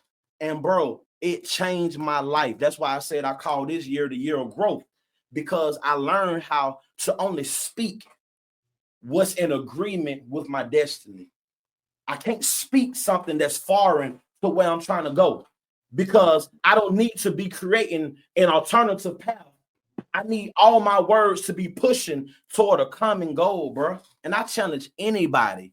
See how hard it is. See if you can go for 3 days and only speak what you want to see manifest according to your life. I'm telling you, bro. That's it's real, hard to do. Because I mean, you can't say now. You know, Eric, we all have our destination, the destiny where we want to go with it. But y'all person to be like, okay, just say I want to be financially well off. Okay, the first 3 days, within the first 3 days, oh, well, this hold me or this, I can't do this, boom, boom, boom. You done already laid it down. You right? Gotta start over right now. Yeah. That's what I'm talking about. Just put what you just said from a financial point of view. If we challenge ourselves, this is how you grow. This is how you shed your skin. This is how you go through a metamorphosis of the consciousness of your soul. Man, I'm trying to become a millionaire. But then Monday come, I'm like, man, I just ain't got enough, man. Dang. I done already self-sabotage myself. Yeah. Because your brain don't know the difference between something real or something perceived. Whatever you say, God gonna honor it, because the Bible say life and death is in the power of the tongue. So I can speak life or I can speak death. And that go back to the Atlanta question. Atlanta is divided like that because you got a group of people that keep bouncing back. Sometimes we speak life, sometimes we speak death. And that's why you see the schizophrenia in the culture. So that's why you see it like that, bro. I like how you say that, schizophrenic. The culture in the whole feel like that too, bro. Ain't gonna lie. Yes. Boy, that's real. Yes, bro. It ain't just one person, Fleet. The culture is like that. Yeah. One minute we like I say with the drill music, we hey, and then somebody gets spent on, oh man, we need to, and then back, yeah, let go. Like, Come on, bro. That's what I'm saying. Yeah, real so talk. why would I be in such a hurry to get signed to that? And I know that that is the dominant culture. They don't want somebody like me there. They don't want me there like that. I would be. Come on, bro. They don't want. Come on, man. I get it. You're gonna be the shift that's gonna be like, Yes. they gonna feel like, oh, this gonna jeopardize our bag. Yes, you know I mean, jeopardize the bag, this gonna bro. change the whole. This gonna awaken it, because we was at a point where, like you say, Good and Mod, the music was like when hip hop first birth, bro. It was B-boys and all this stuff we seen like in that one day in Atlanta, bro. It was all the element of that in one place, bro. Yeah, and that's how it's supposed to be, bro. And real. That's how it's supposed to be, bro. You supposed to have. Life is about balance. So anytime you see the culture having an over representation of one particular genre, that's how you know you're sick. That's how you know you're sick. Like, and we use drill music. It ain't just supposed to be drill music, 90% of the pie and 10% is unknown. It's supposed to be balanced. It's supposed to be, okay, we got knowledge, we got drill, we got women. It's supposed to be like, because that's how it was when we talking about in the 90s with the Cash Money. That's why they call it the golden era. It's the golden era because you had proper representation of every dynamic of humanity. Yeah, you had a, you know what I'm saying, you had a equal expression of, that's what I'm trying to say. Real talk. We had everything. While we had Get Your Roll On over here, we had something for the women. You had Nelly came in with Country Grammar. Yeah. You know what I'm saying? Then he did Hot in Her, and then you got Lil Brown and them show up, and then you got it was a duality, bro. Now it's just one way. Not just one way. I don't like, and that's why I think, bro, is growth and everything. I just don't like the one way thing, bro, because I'm not a one. I even just when you, like you say, when you learn self and you look at what you ain't looking at things in one way, like, so it's like I don't like this one way. What's going on, man? What about this over here? What's going on over here? Like, we ain't. I don't walk in straight lines, bro. We ain't finna just walking no single file line, bro. That's how you know something wrong, bro. We ain't insects. We're not trees. We're not inanimate objects that's programmed to do one thing. So when you get boxed in like that, something inside you disagree with that, because it's something inside you that they ain't supposed to be like that, bro. I'm telling you, bro. Talk. Hey, man, we gonna keep going on the music too, though, man. So, because I definitely want to see what's going on. So, if you had to name 3 like your top musical influences, who would they be and why? And how they each shape your approach, the music. From any genre? And with just 3 only, though. Only 3. Okay. I was born in the 80s, but I feel like I'm a child of the 70s, bro. So that golden era of the 70s, as we were talking earlier, and it could be because of my uncles, the whole Temptation, the whole thing, and that era affected me. Just they was able to express vulnerability, right? They were making songs about love and women and how they feel and able to express themselves, and it's just like that whole thing just got lost in translation, and like that affected me being able to express how I really feel about something, right? I used to think it was a weakness, but it's really a strength. Like, it's really a strength, like, to be able to express how I really feel about something, especially on wax. So now when I rap, my voice has a certain conviction, and people be like, dang, bro, just when you say it, I believe it. Like, you got this believability. Well, that comes from me listening to time frame of music where people was not afraid to really say how they felt in a song. It didn't make me become the Temptation or David Ruffin, but it did translate within me to be able to get on the microphone and actually transfer how I hear it in my head, and I could put it like that on a record. And as an artist, how hard it is, bro, for an artist, the way you hear it in your head, to actually record it just the way you hear it. A lot of times people be like, I want to do, they might do 10 takes, bro. And then they might want to stack it because they trying to get it how they hear it in their head. Bro, I can one take it, man. You can press record, bro. You feel me? Hey, but I ain't gonna lie. If it don't sound right, even on the one take, we weren't taking it again. I ain't. That's what I'm saying. But it ain't gonna take you no 20 times to try to. But that's that work, though. That's that work, bro. I'm talking about in the beginning, they don't understand the artist, bro. In the beginning is rough.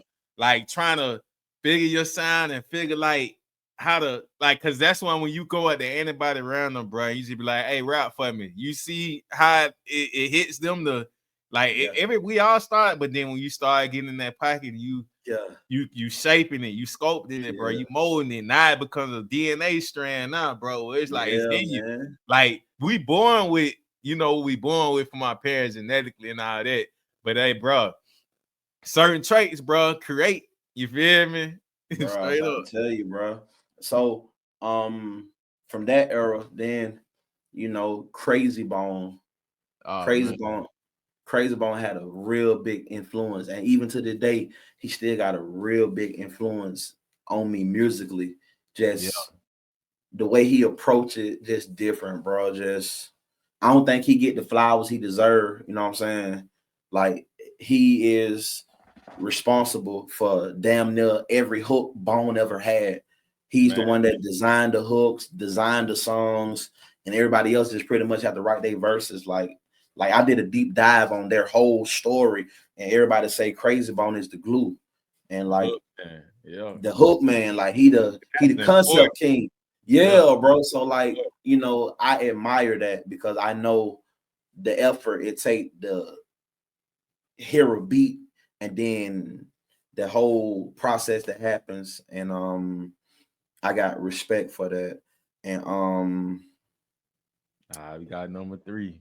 Yeah, number 3, bro. I would have to say, man. Dang, bro, it's so many, man. But if I had to just it's one person, bro. I ain't even brought up, bro. Like, and I gotta say it now. Like, it's Eminem, bro. Oh yeah, man, bro. I take it back, bro. Even when I ain't even brought him up yet. You see what I'm saying? Yeah, when M did that, it's the one he had when he had was it Curtains Closed or something like that? Yeah, I remember that. I remember the first. It's just heavy on MTV, heavy on BET, Rap City. They were the 2 things I'm watching 110, Freestyle, all that, bro. Heavily into it. I remember when M came out, props, bro. When M came out, bro, he was different. He definitely. Yeah, I feel like I've said so much about everybody else to kind of like give a people when they go back and play, they can kind of hear it and see it. But I don't want to leave this understated either. Like Eminem had a real big influence as an artist in those later years when I started like taking a deep dive on his music. The album that really did it for me was the Eminem Show, and it's the Eminem Show and 8 Mile, that movie. Yeah, it's like, bro, what he did with words. The pockets that he was able to create with words, it expanded my mind. Like, I don't want to rap like him. I ain't trying to rap like him. Like, I don't sound nothing like him. But just knowing that I could bend the syllables and the words and like the nanosecond, like get in between the bar. Everything don't have to be A, B, A, B. Like you can live within the snare almost. You know what I'm saying? Like, dang, I can live within this. So it's basically like, I'm gonna cut it off. So it's like, say a producer make a beat. All right, the beat, you got the beat, right? But you, as an artist, you got the ability to turn this beat into whatever you feel like it's gonna be. You feel me? Like, when you use your words, the cadences do that a lot too. But like you say, able to twist and you basically playing operation. You ain't just going along with this the beat. So I got to stay with this and what's going on. Like now, the creative fun part really is when you just playing operation and what can I do with this bit? How can I on this verse, in this moment in this verse, I'm finna change my cane and write it this exact moment. Yes, bro. He showed me that, bro, and it just gave me it gave me the nudge in the right direction that I needed to go in for the universe to trust me, to give me those type of ideas, give me those type of concepts. I want songs where people hear me and they feel like they can't move, like they paralyzed, they can't even move. Like, I'm pretty sure you didn't play some music and folk be like, bro, I was stuck. Like, you had me stuck, bro. You know what I'm saying? Like, so I want to like give him his flowers too. And while I'm on that, a lot of people saying, like, you know, the black-white dynamic and 2025 and all that, whatever.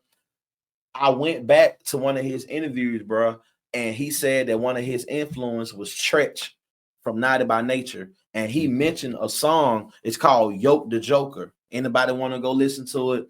I went back to listen to Yoke the Joker from Naughty by Nature, first album. And that's where he got his style from, bro. Eminem, I didn't know that. He had an interview, and I went back and did the research. And you know that song that he got when he be like, I sit back and zigzag with this bag and rag, and it gives me what I need. You know what I'm saying? I am whatever that song. I thought that style was his, bro. I thought that was his style. Now he perfected it, but I was like, man, how the hell he doing this? Then for him to give credit to Tretch for Naughty by Nature, then I went back and listened to it.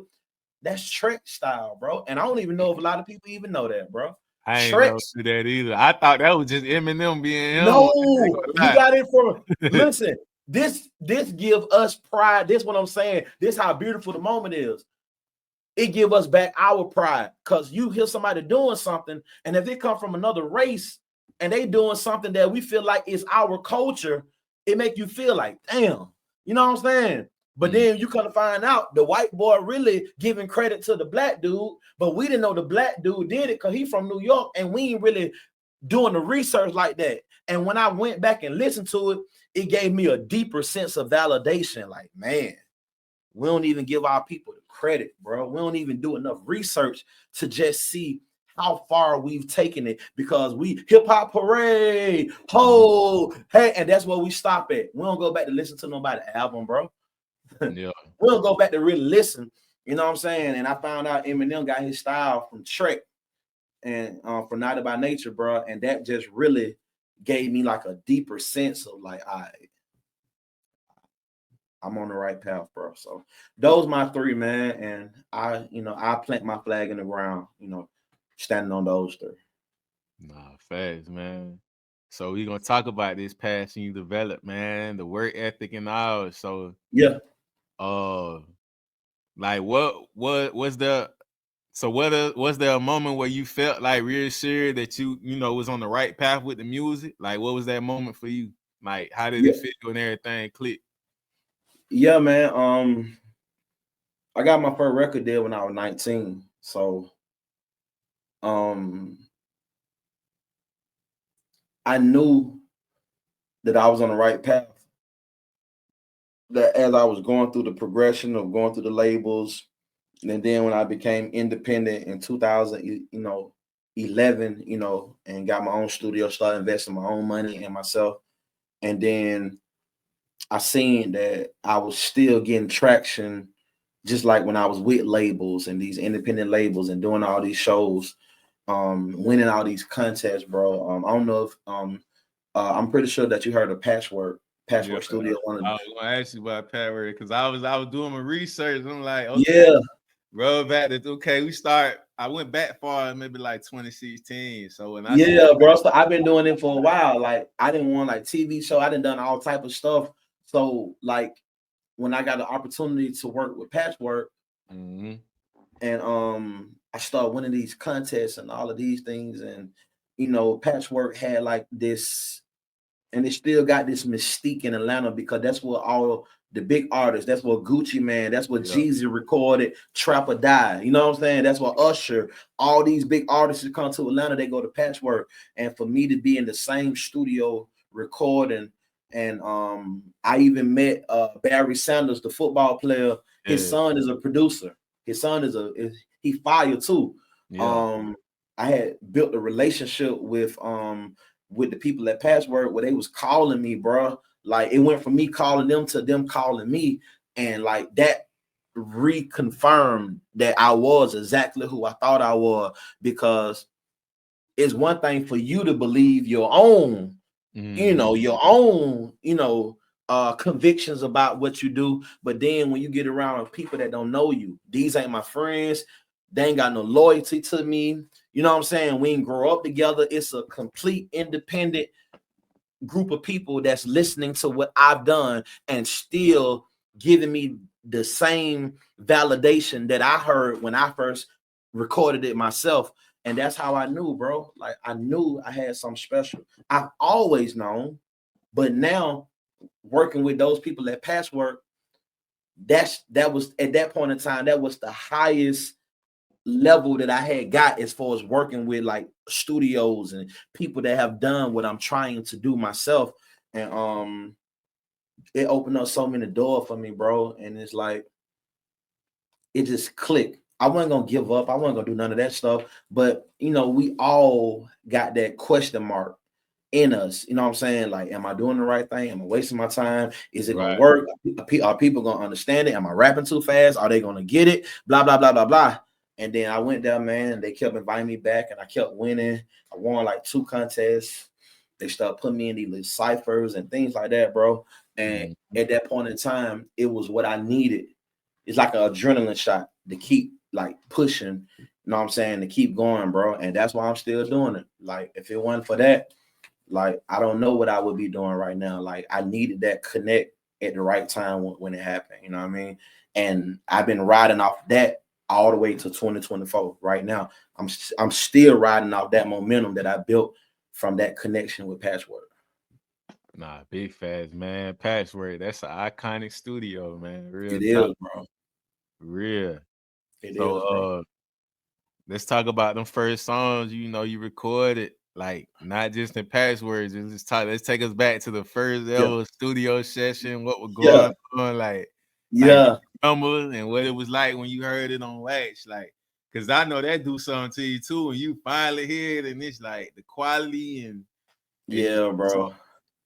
Man, that first studio session, bro, like, it was like magic, bro. Like hearing my voice coming through the speakers, like, it's like it gave me a high without being high. You know what I'm saying? It's like it just did something to me, bro. Like, it's like it confirmed something on the inside, like, and I got to take this time out to give a shout out to somebody that was very influential in my life. I got a cousin from Worcester, Massachusetts, up there in Boston. Like, my family, some of my family moved from down here and moved up north. But I had linked back up around the same time with the Patchwork and all that stuff. That first studio session, one of my cousins is a big artist up north.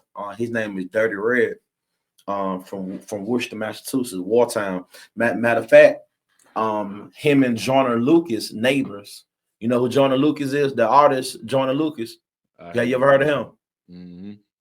All right, so they from the same neighborhood. Yeah. So my cousin moved down here, and he was very influential in showing me, like, up north they put a premium on lyrics and all that type of stuff. Mm-hmm. So some of them first early sessions, my cousin was down here with me, like, giving me pointers, listening to him rap. He sounded like Big Pun, like, he real dope.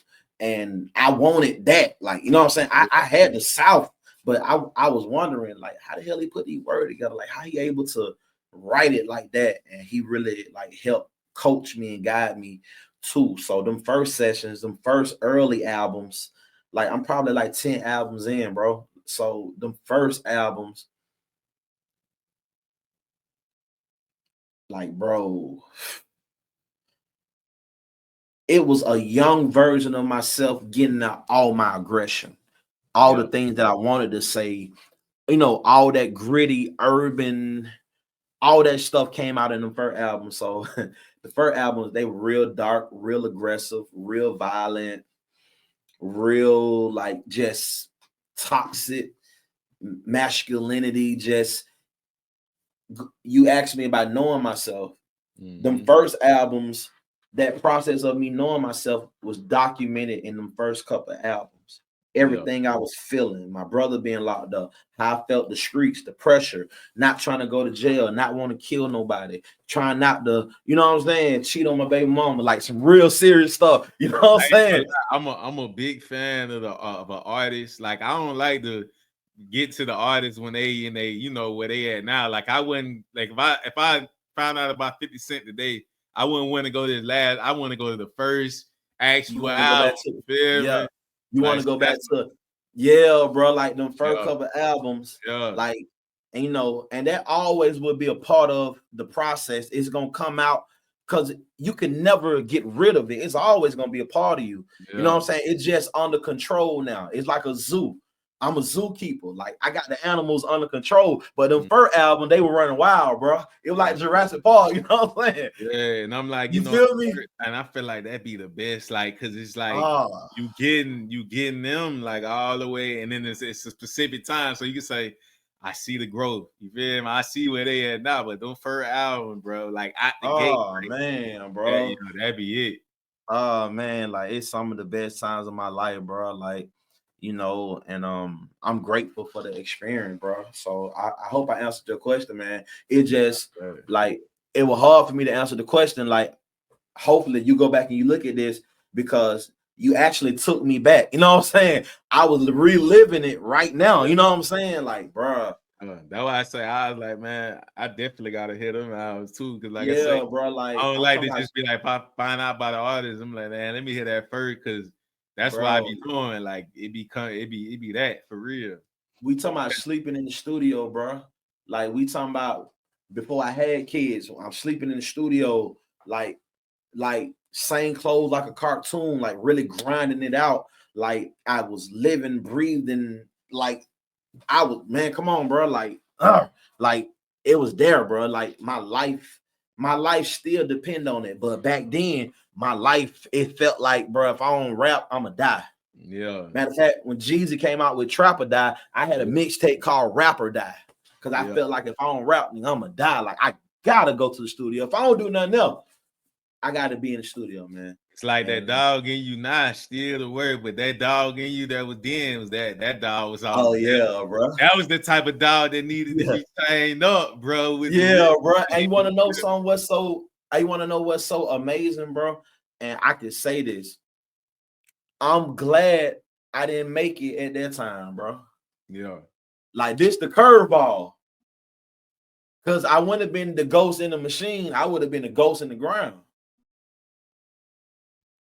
I would have, bro. I don't even know if I'd be here, bro, because I was so aggressive.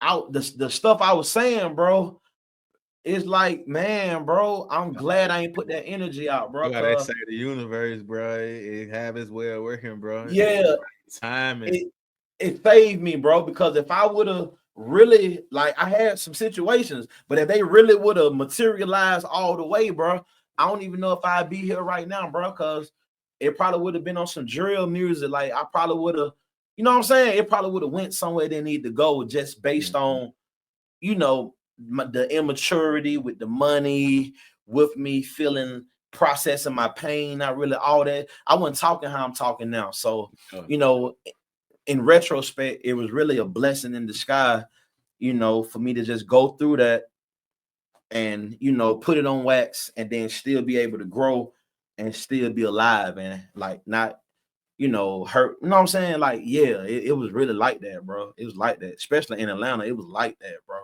It was like that, man. Real competitive. Man, let's even talk about that too, man. Like the old Atlanta and the new Atlanta, you know, like how do you see it, you know, from a music perspective and how the city moving, man?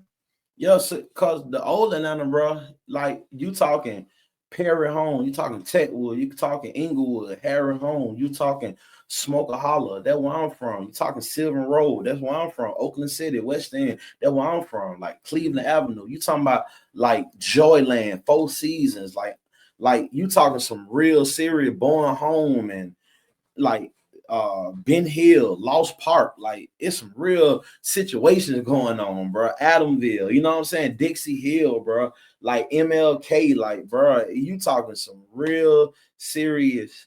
That old Atlanta, bro, is like we was discovering ourselves.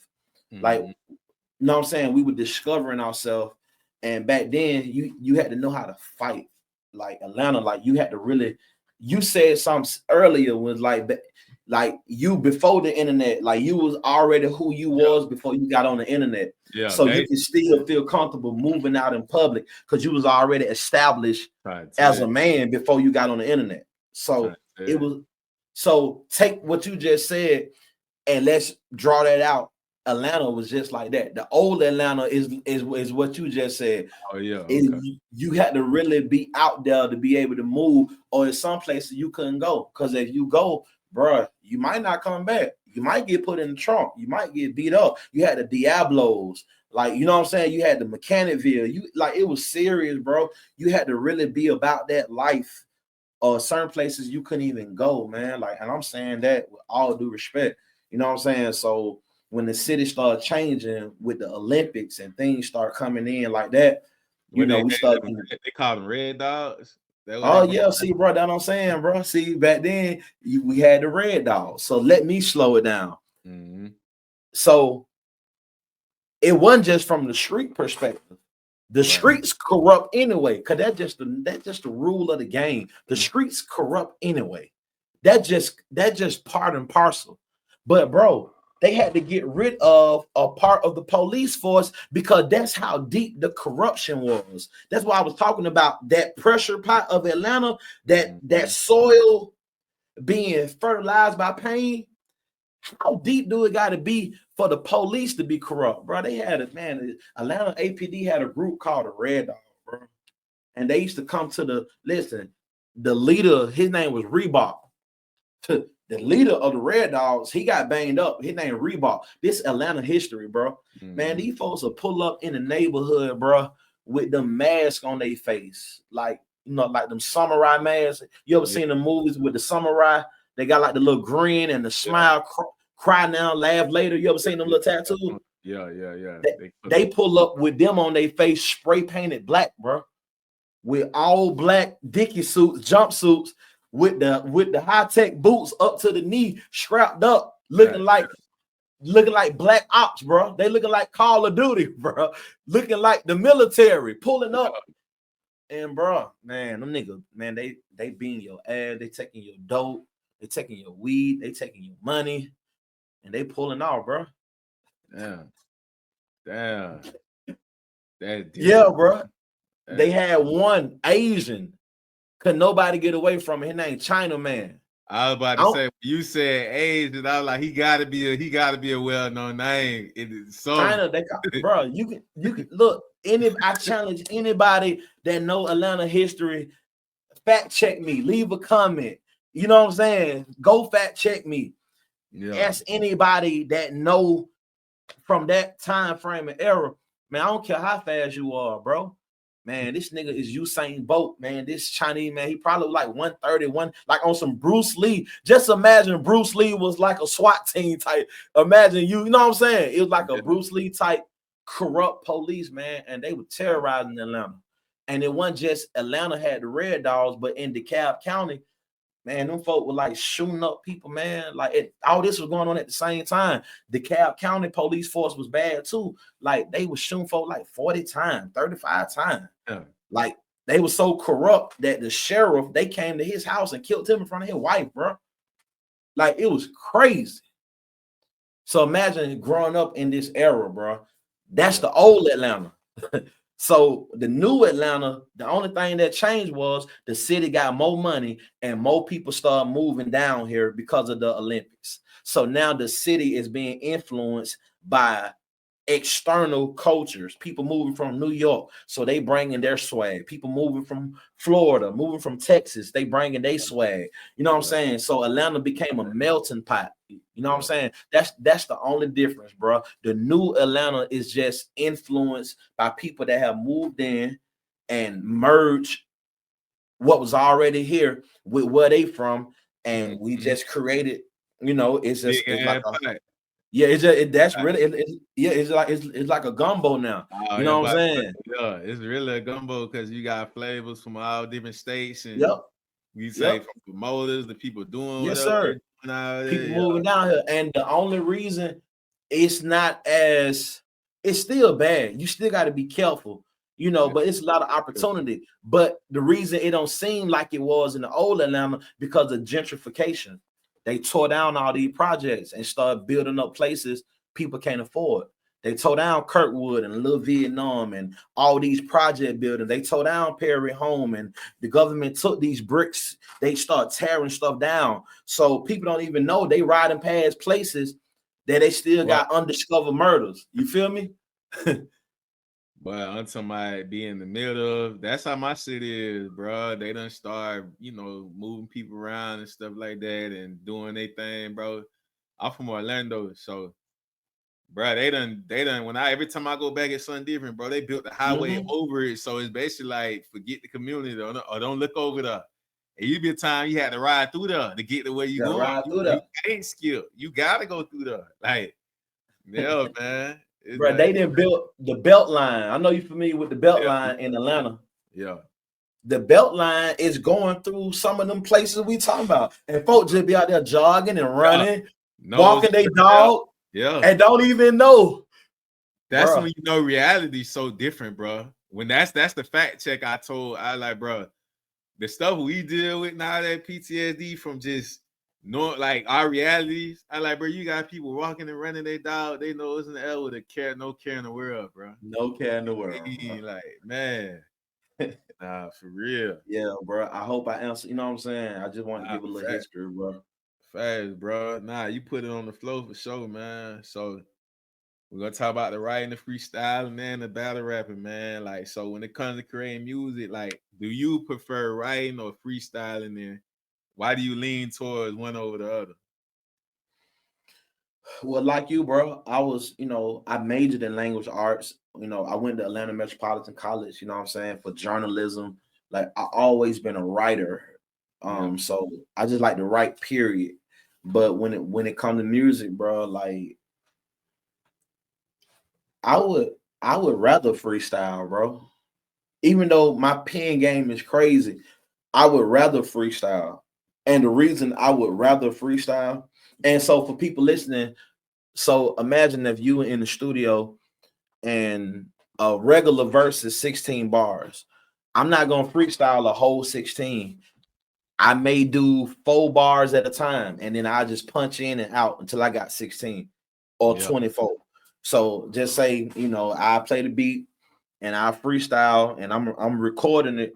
And if I say something I like, I keep it. If I don't, I erase it. But once I get something that I like, I record it and play it back, keep playing it. And then I'm gonna punch in after that. And it's like I'm just building 4 bars at a time until I get 16 bars. And I done like 3-4 albums like that. The reason I like doing it like that, well, I like them equally, but if I have to choose between one, I choose like that, because when I'm doing it like that, I don't have no control over how it's gonna come out.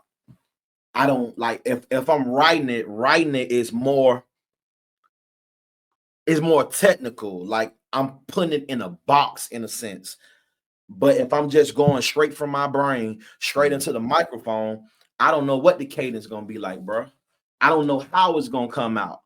And it's more spiritual to me to do it that way, because you know what I'm saying? It's like DoorDash almost.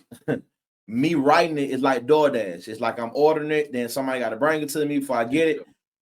Me doing it freestyling is like me cooking it in my own house, and I'm taking the hot fish straight out the grease right into the, you know what I'm saying? Right into, like, there is no medium. Like there is no. I get what you're saying right there. Yeah. So I ain't gotta put it, like I be writing in my phone. So I ain't gotta put it from my brain into my phone and then from my phone into the microphone.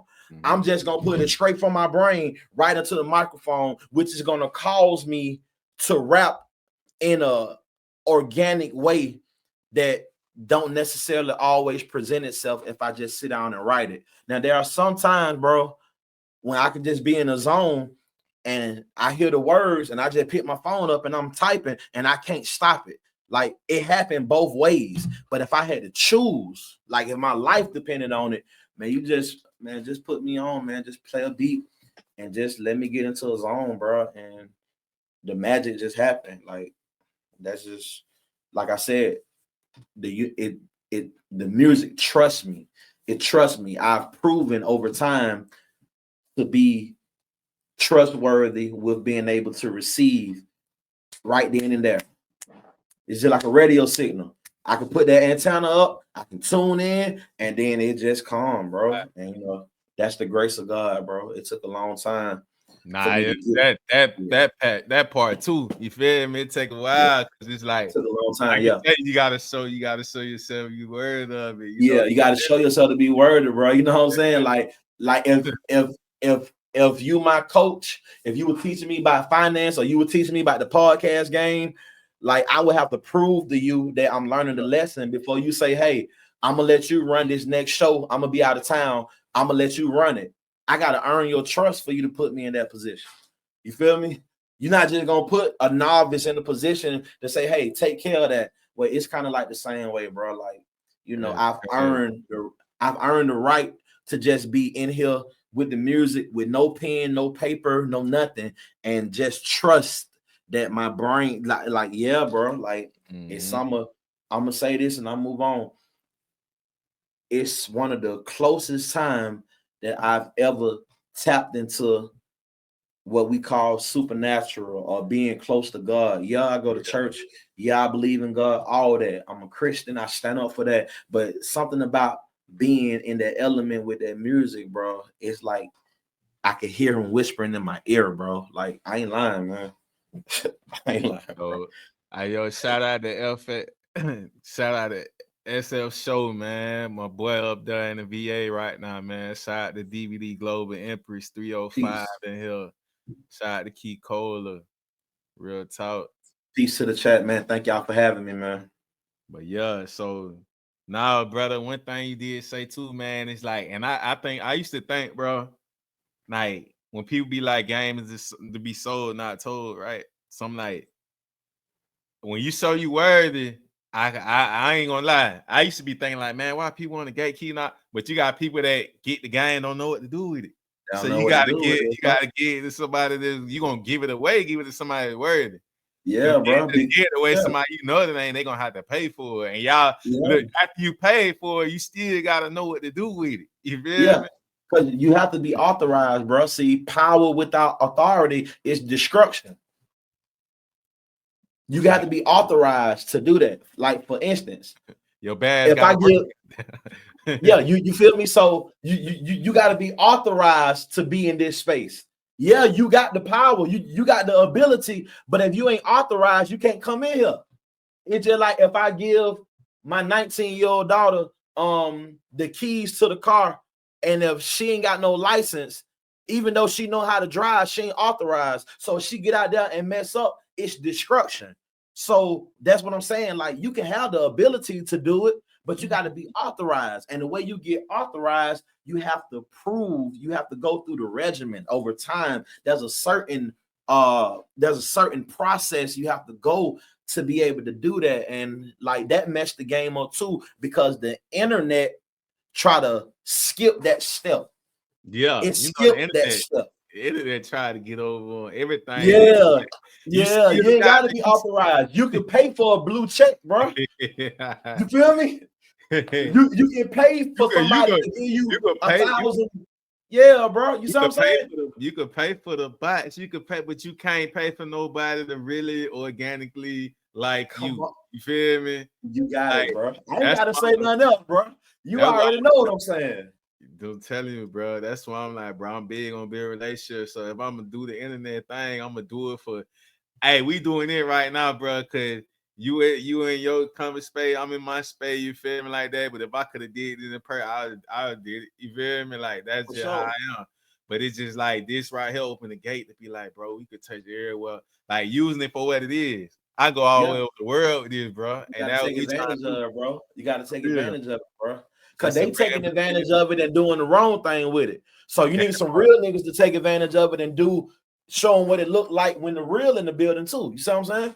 Yeah, for real, bro. Yeah, man. So, it's a red blue pill, but that's the part I'm on, bro. I'm like, hey, Yeah, you using it for what it is, dog. You Yeah, feel me? man. So you So gotta be authorized with it, man, for you real. gotta be authorized, bro. These folk got power, but they ain't authorized. That's why the game messed up. They just Oh move. man, they got the power, ain't They authorized, ain't and when authorized they to use can't it. do it themselves, they try to use somebody else, and they ain't authorized, but they They thought not they had the power. authorized, You bro. feel me? That's why the game messed up, bro. That's why it's like that, Fleet. I'm telling you, bro.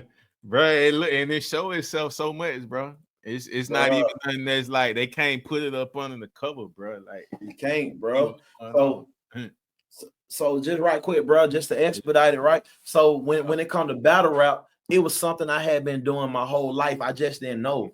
Like, you know, in the cafeteria at school, being on the tables with the pencils, rapping against folks. I didn't know. Like, I've been doing this my whole life in the neighborhood, on the corner, like downtown Atlanta, on the block, just rapping against people. I had been battle rapping my whole life, but just not from a professional standpoint. So, when the pandemic came, right? Yeah. Some of me and my partners was online, just rapping against each other, bro. And then that's how I ended up getting discovered with battle rap. It got into the algorithm. I ended up meeting somebody from Indiana, and we end up, like, you know what I'm saying, tapping in and just putting our money together. His name is Yo Yo. You know what I'm saying? Yo Twice. Y'all check him out. He real dope with the graphics, with the battle rap stuff. We just got online, bro, just rapping against each other. Then got the major battle rappers to start coming online because of the pandemic. Everybody had to move online. So, you know, we started a business, bro. Start, like, you know what I'm saying, investing money to get some of these big name people to come out and rap. And then it just started taking on a life of its own, bro. And it got to a point where people started knowing me more for battle rap than being an artist, even though I had been an artist my whole life. It's like it seemed like it had shifted almost. Like, people forgot I even do music. Like, now they just think of me as a battle rapper, but really battle rap occupies such a small space of my portfolio. Right. But it gave me an opportunity to get some traction with a whole nother demographics, a whole nother group of people. It started opening up doors that, you know, I didn't necessarily open up or needed or think or knew that I needed to open up from a musical standpoint. And it ended up with the battle that you was playing. It ended up putting me in these different arenas, bro. And I'm grateful for it.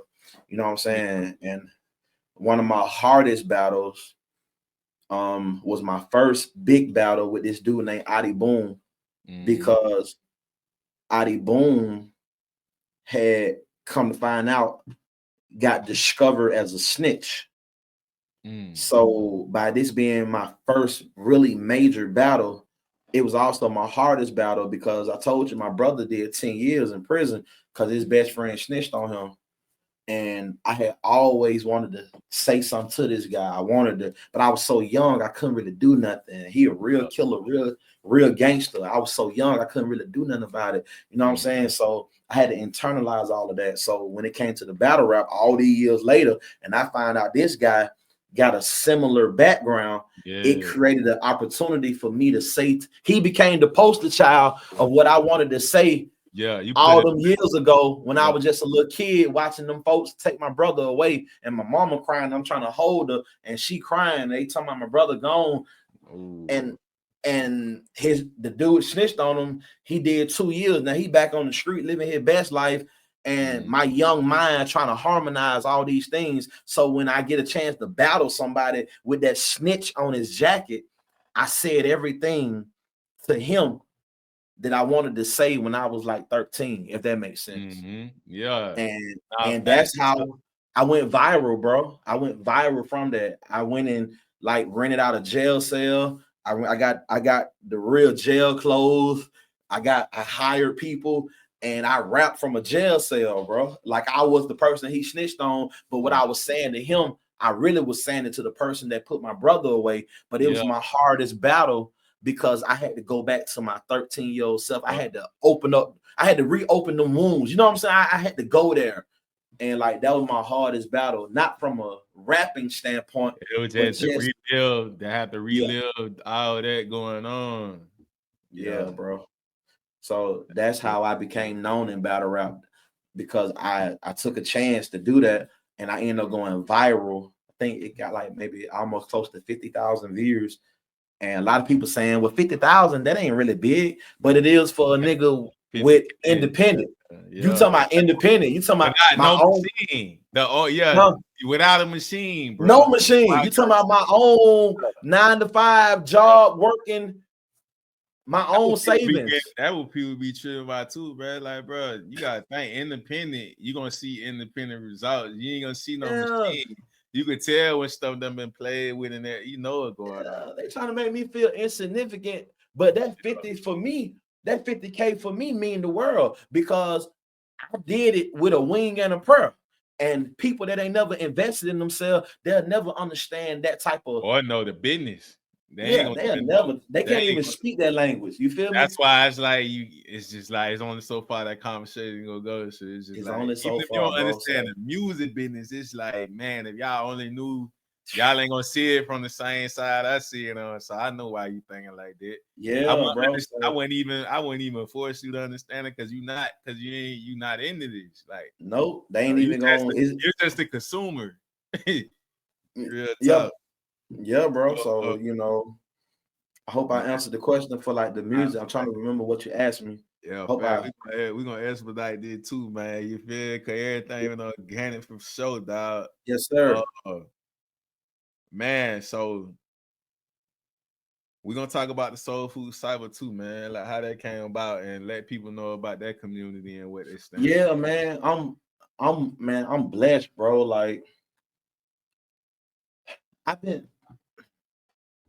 I have been praying, like, bro, like in the last couple of years, like I want to find my tribe. You know what I'm saying? I feel like we all belong to a certain tribe. Like, so I literally put this out into the atmosphere.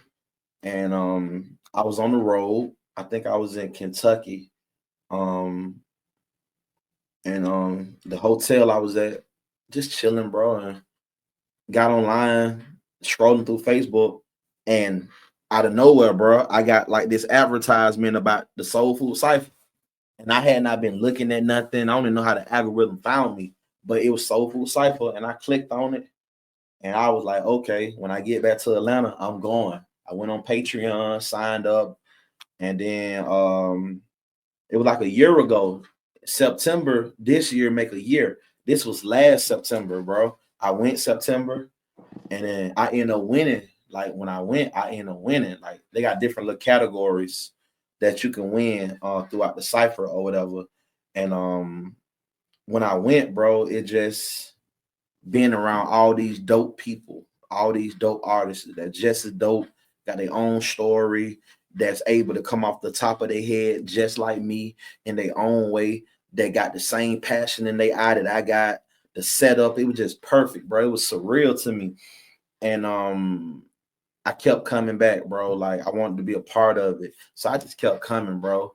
Showing up the fourth Sunday of every month. I met Alex, the founder, Alex Acosta, Cost One. He actually responsible for me even being here with you, like on this podcast, because at the park, the ATL Park Jam, that's something that Alex and the Soul Food Cipher, the founders, they put that together. That was, I think it was year 2 of them putting that festival together. So watch how the universe works. Me seeing that advertisement caused me to go to the Cipher, connecting with them, connecting with Alex a year later, being a part of it. Soul Food Cipher really what led me to be on your podcast. Because if I wouldn't have went to the Soul Food Cipher, I wouldn't even have met you. I met you as a result of me going to the Cipher. But that's how the universe works. You know what I'm saying? Me trying to find me finding my tribe led me, you know what I'm saying, down a certain path where me and you can our lanes to, you know what I'm saying, merge or whatever. So Soul Food Cipher, man, it's a bunch of dope individuals that just come together, bro. It's like church almost, just like a lyrical music church, man, that's really hip-hop it's really hip hop centered, man. It got all the elements of hip hop, man. And if you in the Atlanta area, man, we at Create ATL, man. Right in the heart of the city, right off of Murphy L, right, you know what I'm saying? Create ATL, you know what I'm saying, right in the West End, bro. You should come. Our last cipher is going down the last Sunday in this month, man. And it's gonna be big, bro. So if you in the city, you want to come out and you want to witness something spectacular, like people just coming off the top of their head, man. We got wordplay, we got nice bars, we got ciphers. You know what I'm saying? They for real like that. When I pulled up with that, I was just like, what's going on over here? You feel Yeah, me? bro. It just, I got locked in, bro. I done forgot bro. everything else going on, bro. I'm like, bro, it's serious, bro. And if you notice, we had ducked off so we can get into our little space and just kind of like do what we do. Before we even got on stage, we was ducked off, just already stirring the pot up. You know what I'm saying? So the energy can already be high. You feel me? Yeah, that's coming soon, bro. That was my first time stepping out with the camera too, dog. I said I'm keep finding more innovative ways to do what I'm doing, bro. So I push up on people too, like, but that's the first time because I had this camera sitting, bro, for like years, bro. I just was like, let me just take it out. And I said, what's crazy how the universe worked, bro. I was at a spot in the underground called Future Dead Artists. I took it upon myself, bro, to go in there and network. I seen an exhibition going on. So I said, hey, what we doing for the people? And, you know, so I went in there and, you know, told everybody I stood on, met a lot of great people, had a lot of folk on the show, bro. So it was dope, another one I went to. They were like, yeah, they hit me up from the DM from another event I went over there. I met some more people and they said, yeah, y'all, you might want to check out the Atlanta Jam or whatever and stuff going on. So I was like, I seen it. Seen it pop up again. I was like, man, let me just get the camera and go out there and, you know what I mean? Instead of just holding the phone, let me try to go not be an artist, just go out there strictly for that, bro. I ain't even talk about music now. I was just there in that mode, like, let me network with people, bro. That's how it worked, bro. So, you know, man, I'm grateful, man, for the cipher. It's actually made me a better artist, like just being around them. Like just coming off the top of the head, just having that mandate to do that. You know what I'm saying? So now I've been going long enough.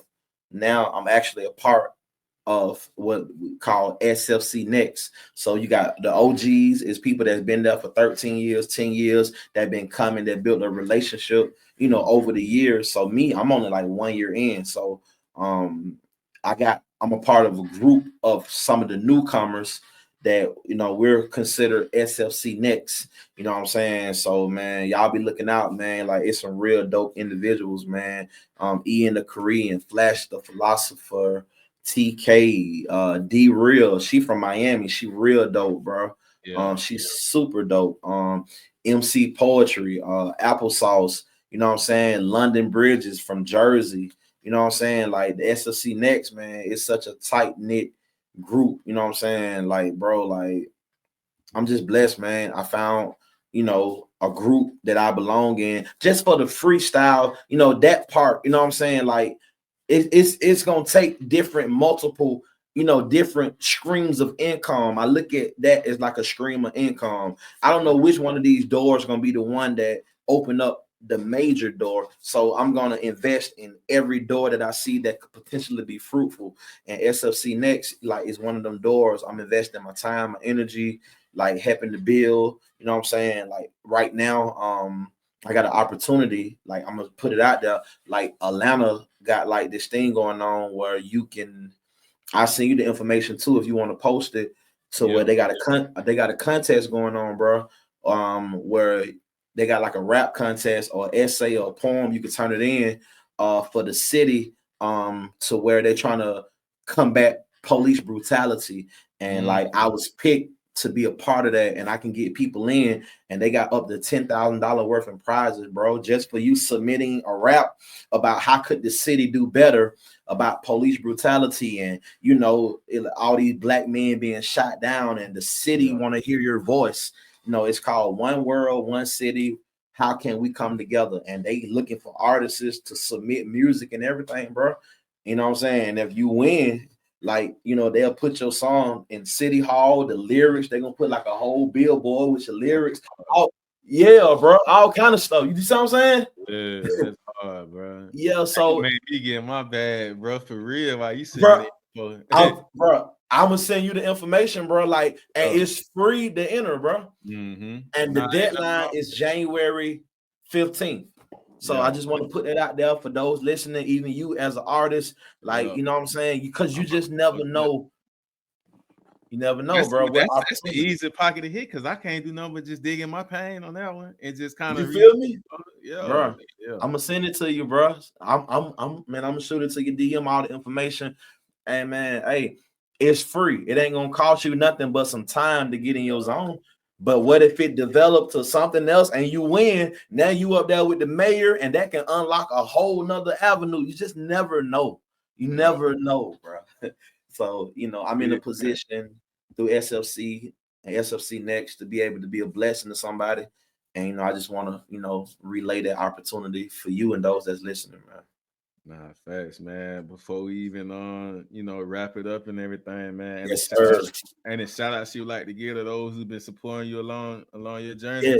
Yes, man. I want to thank my family, man. I want to thank my mom, my dad, my brothers that really just been holding me down, man. The people in my life that has invested in me, my kids, man, that keep me going, man, motivate me, my pastor, definitely God, man, you know, my inner circle, J Vision, definitely the folks at Password, Darius, which, you know, he's this guy named Darius, Wide Open the Movement, played a very significant role in my life as far as just, you know, creating opportunities, you know what I'm saying? All the radio stations, Hot 107.9, Coco Brother, shout out to K-Rap, yeah, bro. My cousin Butter, shout out to Andre 3K. I appreciate all the wisdom. I ain't even get into that, you know what I'm saying? Me and Andre had like a real Andre 3000 for Outkast, had a real powwow at Turner Field, man, and like he gave me so much wisdom, bro. Like yeah, man, that's a whole nother story. But like I know, like he come across this and hear it, you know. I want to just thank him for all the wisdom like that he gave me. I played my music for him and stuff, and yeah, he was just like blown away from it. He dropped some gems. Yeah, he had dropped a memorable moment right there, man. Yeah, bro. Like it really. I was gonna ask you to shut one on, man, but that sounded like one right there. I mean, yeah, bro. Like that. Me and Andre 3000 had like 30-minute powwow, bro. But he actually let me like give him the music and get some feedback and critique, bro. And like it changed my life, bro. Like I ain't lying to you, it changed my life. You know what I'm saying? Because I hold him in such a high regard, especially coming from Atlanta. You know what I'm saying? It's easy for us to give props to people outside of the perimeter, but when it's close to home, sometimes we don't always get that same energy to those that's within arm's reach. You know what I'm saying? The Bible say that a prophet is without honor in his own country, and I really believe that, right? So, I just want to thank God, man. Like, you know what I'm saying? I thank God, man. I thank, you know what I'm saying? I thank Jesus, like, for like saving me, man. Not letting me die before my time, bro. Still being able to preserve myself and being able to still like rap and still give it out at a high level and just be in my right mind. And like, you know what I'm saying? Like not dying prematurely. And I know for somebody listening, they might be like, why is that a factor? Because coming from where I come from, like Sylvan Rose on 3, a lot of my friends, like really, they died before their time, bro. And they died believing me making it. And they not here to see this version of myself. They ain't here to see the ghost in the machine. So I'm honoring their memory by being the best version of myself. Like, you know what I'm saying? Like, that's why I'm talking like this. That's why the whole interview had that type of energy, because I'm really honoring those that went before me, that's dying it's in hope. It's crazy how you do that, cause bro, we do that in the segment too. Where I have people like when I'm doing my research, I had them give they people they flowers too, bro. As we give your flowers to those that Yeah, I got to, bro. I got to, cause it just mean the world to me and to my big brothers. You know what I'm saying? I love y'all, man. And I can't without my grandmother. She passed. She was very influential. She's 100% Blackfoot Indian, very spiritual woman. My Uncle Leon. Yeah, my grandma played a very significant role in my life, bro. Like, she real spiritual, man. I wouldn't even be the man I am without my grandmother. And, she passed away in 2008, but I owe a lot of who I am, even with the music, even being able to tap into that. I owe it to my grandmother, my mother, and my Uncle Leon, who I was, I didn't name him, but that's my Uncle Leon who had the group. He passed last year from cancer. He had brain cancer. And I remember when I was up in Kennesaw at the hospital talking to the doctor, and the doctor came and told me, bro, the doctor was like, she said, I wish it was something that I could do to give him more life. And when she said that, it just stuck with me, bro. Like, that's a hell of a thing for somebody to say to you. She said, I wish it was something I can do to give him more life. And that stuck with me. So in his honor, that's what I want to do when I'm freestyling, when I'm with SLC Next, when I'm talking. That's why I'm giving game. That's why I'm giving hope. I'm being inspirational, because the doctor may feel like it was nothing she could do. Maybe her medicine had reached its capacity. Maybe all the studying she had done, she felt like she was at a crossroad where she couldn't do nothing to save his life. Well, guess what? Maybe I can save somebody's life that's listening. Maybe my music can do that. I'm going to give more life. That doctor couldn't do it, but guess what? In my uncle's memory and honor, I'm going to make sure every song I record give more life. Every conversation I talk to somebody, I'm going to try to give them more life. Every freestyle, every time you see me, every time you hear my voice, I'm going to make it my business to communicate more life to everybody that I come across. And that's just giving my flowers to my uncle, because the doctor couldn't give him more life. But I'm going to be able to give more life. See, you see how big and how important that impact is. The impact that your uncle had on you. That's how he lived through you, because he did what he did to influence you and put that on you. So look what you doing in return. You giving, you know what I mean? You give him more life. You feel me? Like, that's big.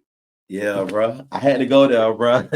Man. I appreciate you having me on, man. I appreciate it, bro. Nah, most definitely, man. Hey, finally, before we get you out of here, we're going to switch it up a little different, you know what I mean, this episode. So, would you mind blessing us with a freestyle to close out the show? For sure, bro. Definitely, man. Definitely. The doctor told my uncle it was nothing she could do to give him more life. I promise that was a long night. And in my mind, it produced more strife. It's like a darkness surrounded me. I was asking for more light. Imagine going to church asking for more Christ. But what if I was on the block gambling? It's like I'm asking for more dice. But when I roll, it's not a snake eye. Maybe these mistakes I made come at a high price. If I slice with one knife in one night and take one life. But what if I say something that can rectify somebody wrong and make them all right? What if I don't have the right of way, but every time I turn, it's all right? I just want to be able to hold my baby all night when she cry and tell her everything gonna be all right. I'm so precise. It's like my sight beyond sight. I can see within the universe. Got so many verses I can give you a verse. And I don't know, but my auntie told me she was a nurse for a white couple, and one time she went to work and something was missing from a purse, and then she got fired, and it was worse because when she came home, she was so hurt. She wasn't dead, but they feel like she was inside of a hearse. We talking funerals. And I want to be so close to you, to my side by side like Roman numerals. And whoo, this freestyle that I'm giving is for somebody that you should know, or you could know, or maybe you would know. If you could see that the same word I use when he asked me, and that'll make sure that you would grow. This ain't a freestyle for those that's faint of heart. This freestyle for those that want to change their heart or refrain from the start, that can pick their brain apart with the sharpest dart they throw, but my shield of faith like Joan of Arc. I'm battling. This is a divine spark. A divine spark. I'm in the deepest part of the ocean. I can't find a shark, and there's no light at this part. It's too dark. I'm going down to Mariana Trench, and those don't even know if they in Marietta. I ain't been back to Marietta since. And my brother got married, and my cousin told him he married a witch, but I don't know. Can you tell a spell? Then again, can you see the details? I was once on a beach in the ocean, and a girl I met from Washington, I told her she can hear my soul through the seashell, and I held it to her ear, and she looked at me. It was so enchanting, and I was able to beat it up. I ain't need no blue pill, no enhancement. She held my face in her hand and said, "This man, oh so handsome. Oh, I planted seeds in this garden. Oh, I'm Samson. Please don't cut my hair, but I'm already bald head, been that way for years, and I'm so sincere when I rap it, give me chills." I told Fleet about my battle rap against somebody that I shouldn't consider my peer, because he snitched on somebody like my brother friend snitched on him, and it took him away from my family for years. When you hear me rap, do it give you chills? When I told you that my house 15 miles away from where Martin Luther King lived, do you believe the red and the blue pill? Do you believe the matrix is real? Do you believe that the universe is laid back like a Cadillac Seville? Man, what I'm saying, severe. And I just want to know, do you feel like I've given you more life with the words that I just said when they hit your ears? I want you to sit still. I want you to know you're the driver behind the wheel. I want you to know that it's real. I want you to know that you will. I want you to know that your purpose will be fulfilled. I want you to know that you in the house and the field. Nigga, real nigga. Hey, I'm done, bro. Hey, man. Hey, bro. Hey, man. Hey, man, you gotta do it. You gotta do it, man. Thank you, God. Thank you, Lord. Thank you. Thank you. Got it real talk, man. Rio the Cozy. All right, bro. I'm out, man. Appreciate you for having me, man. Appreciate it, bro.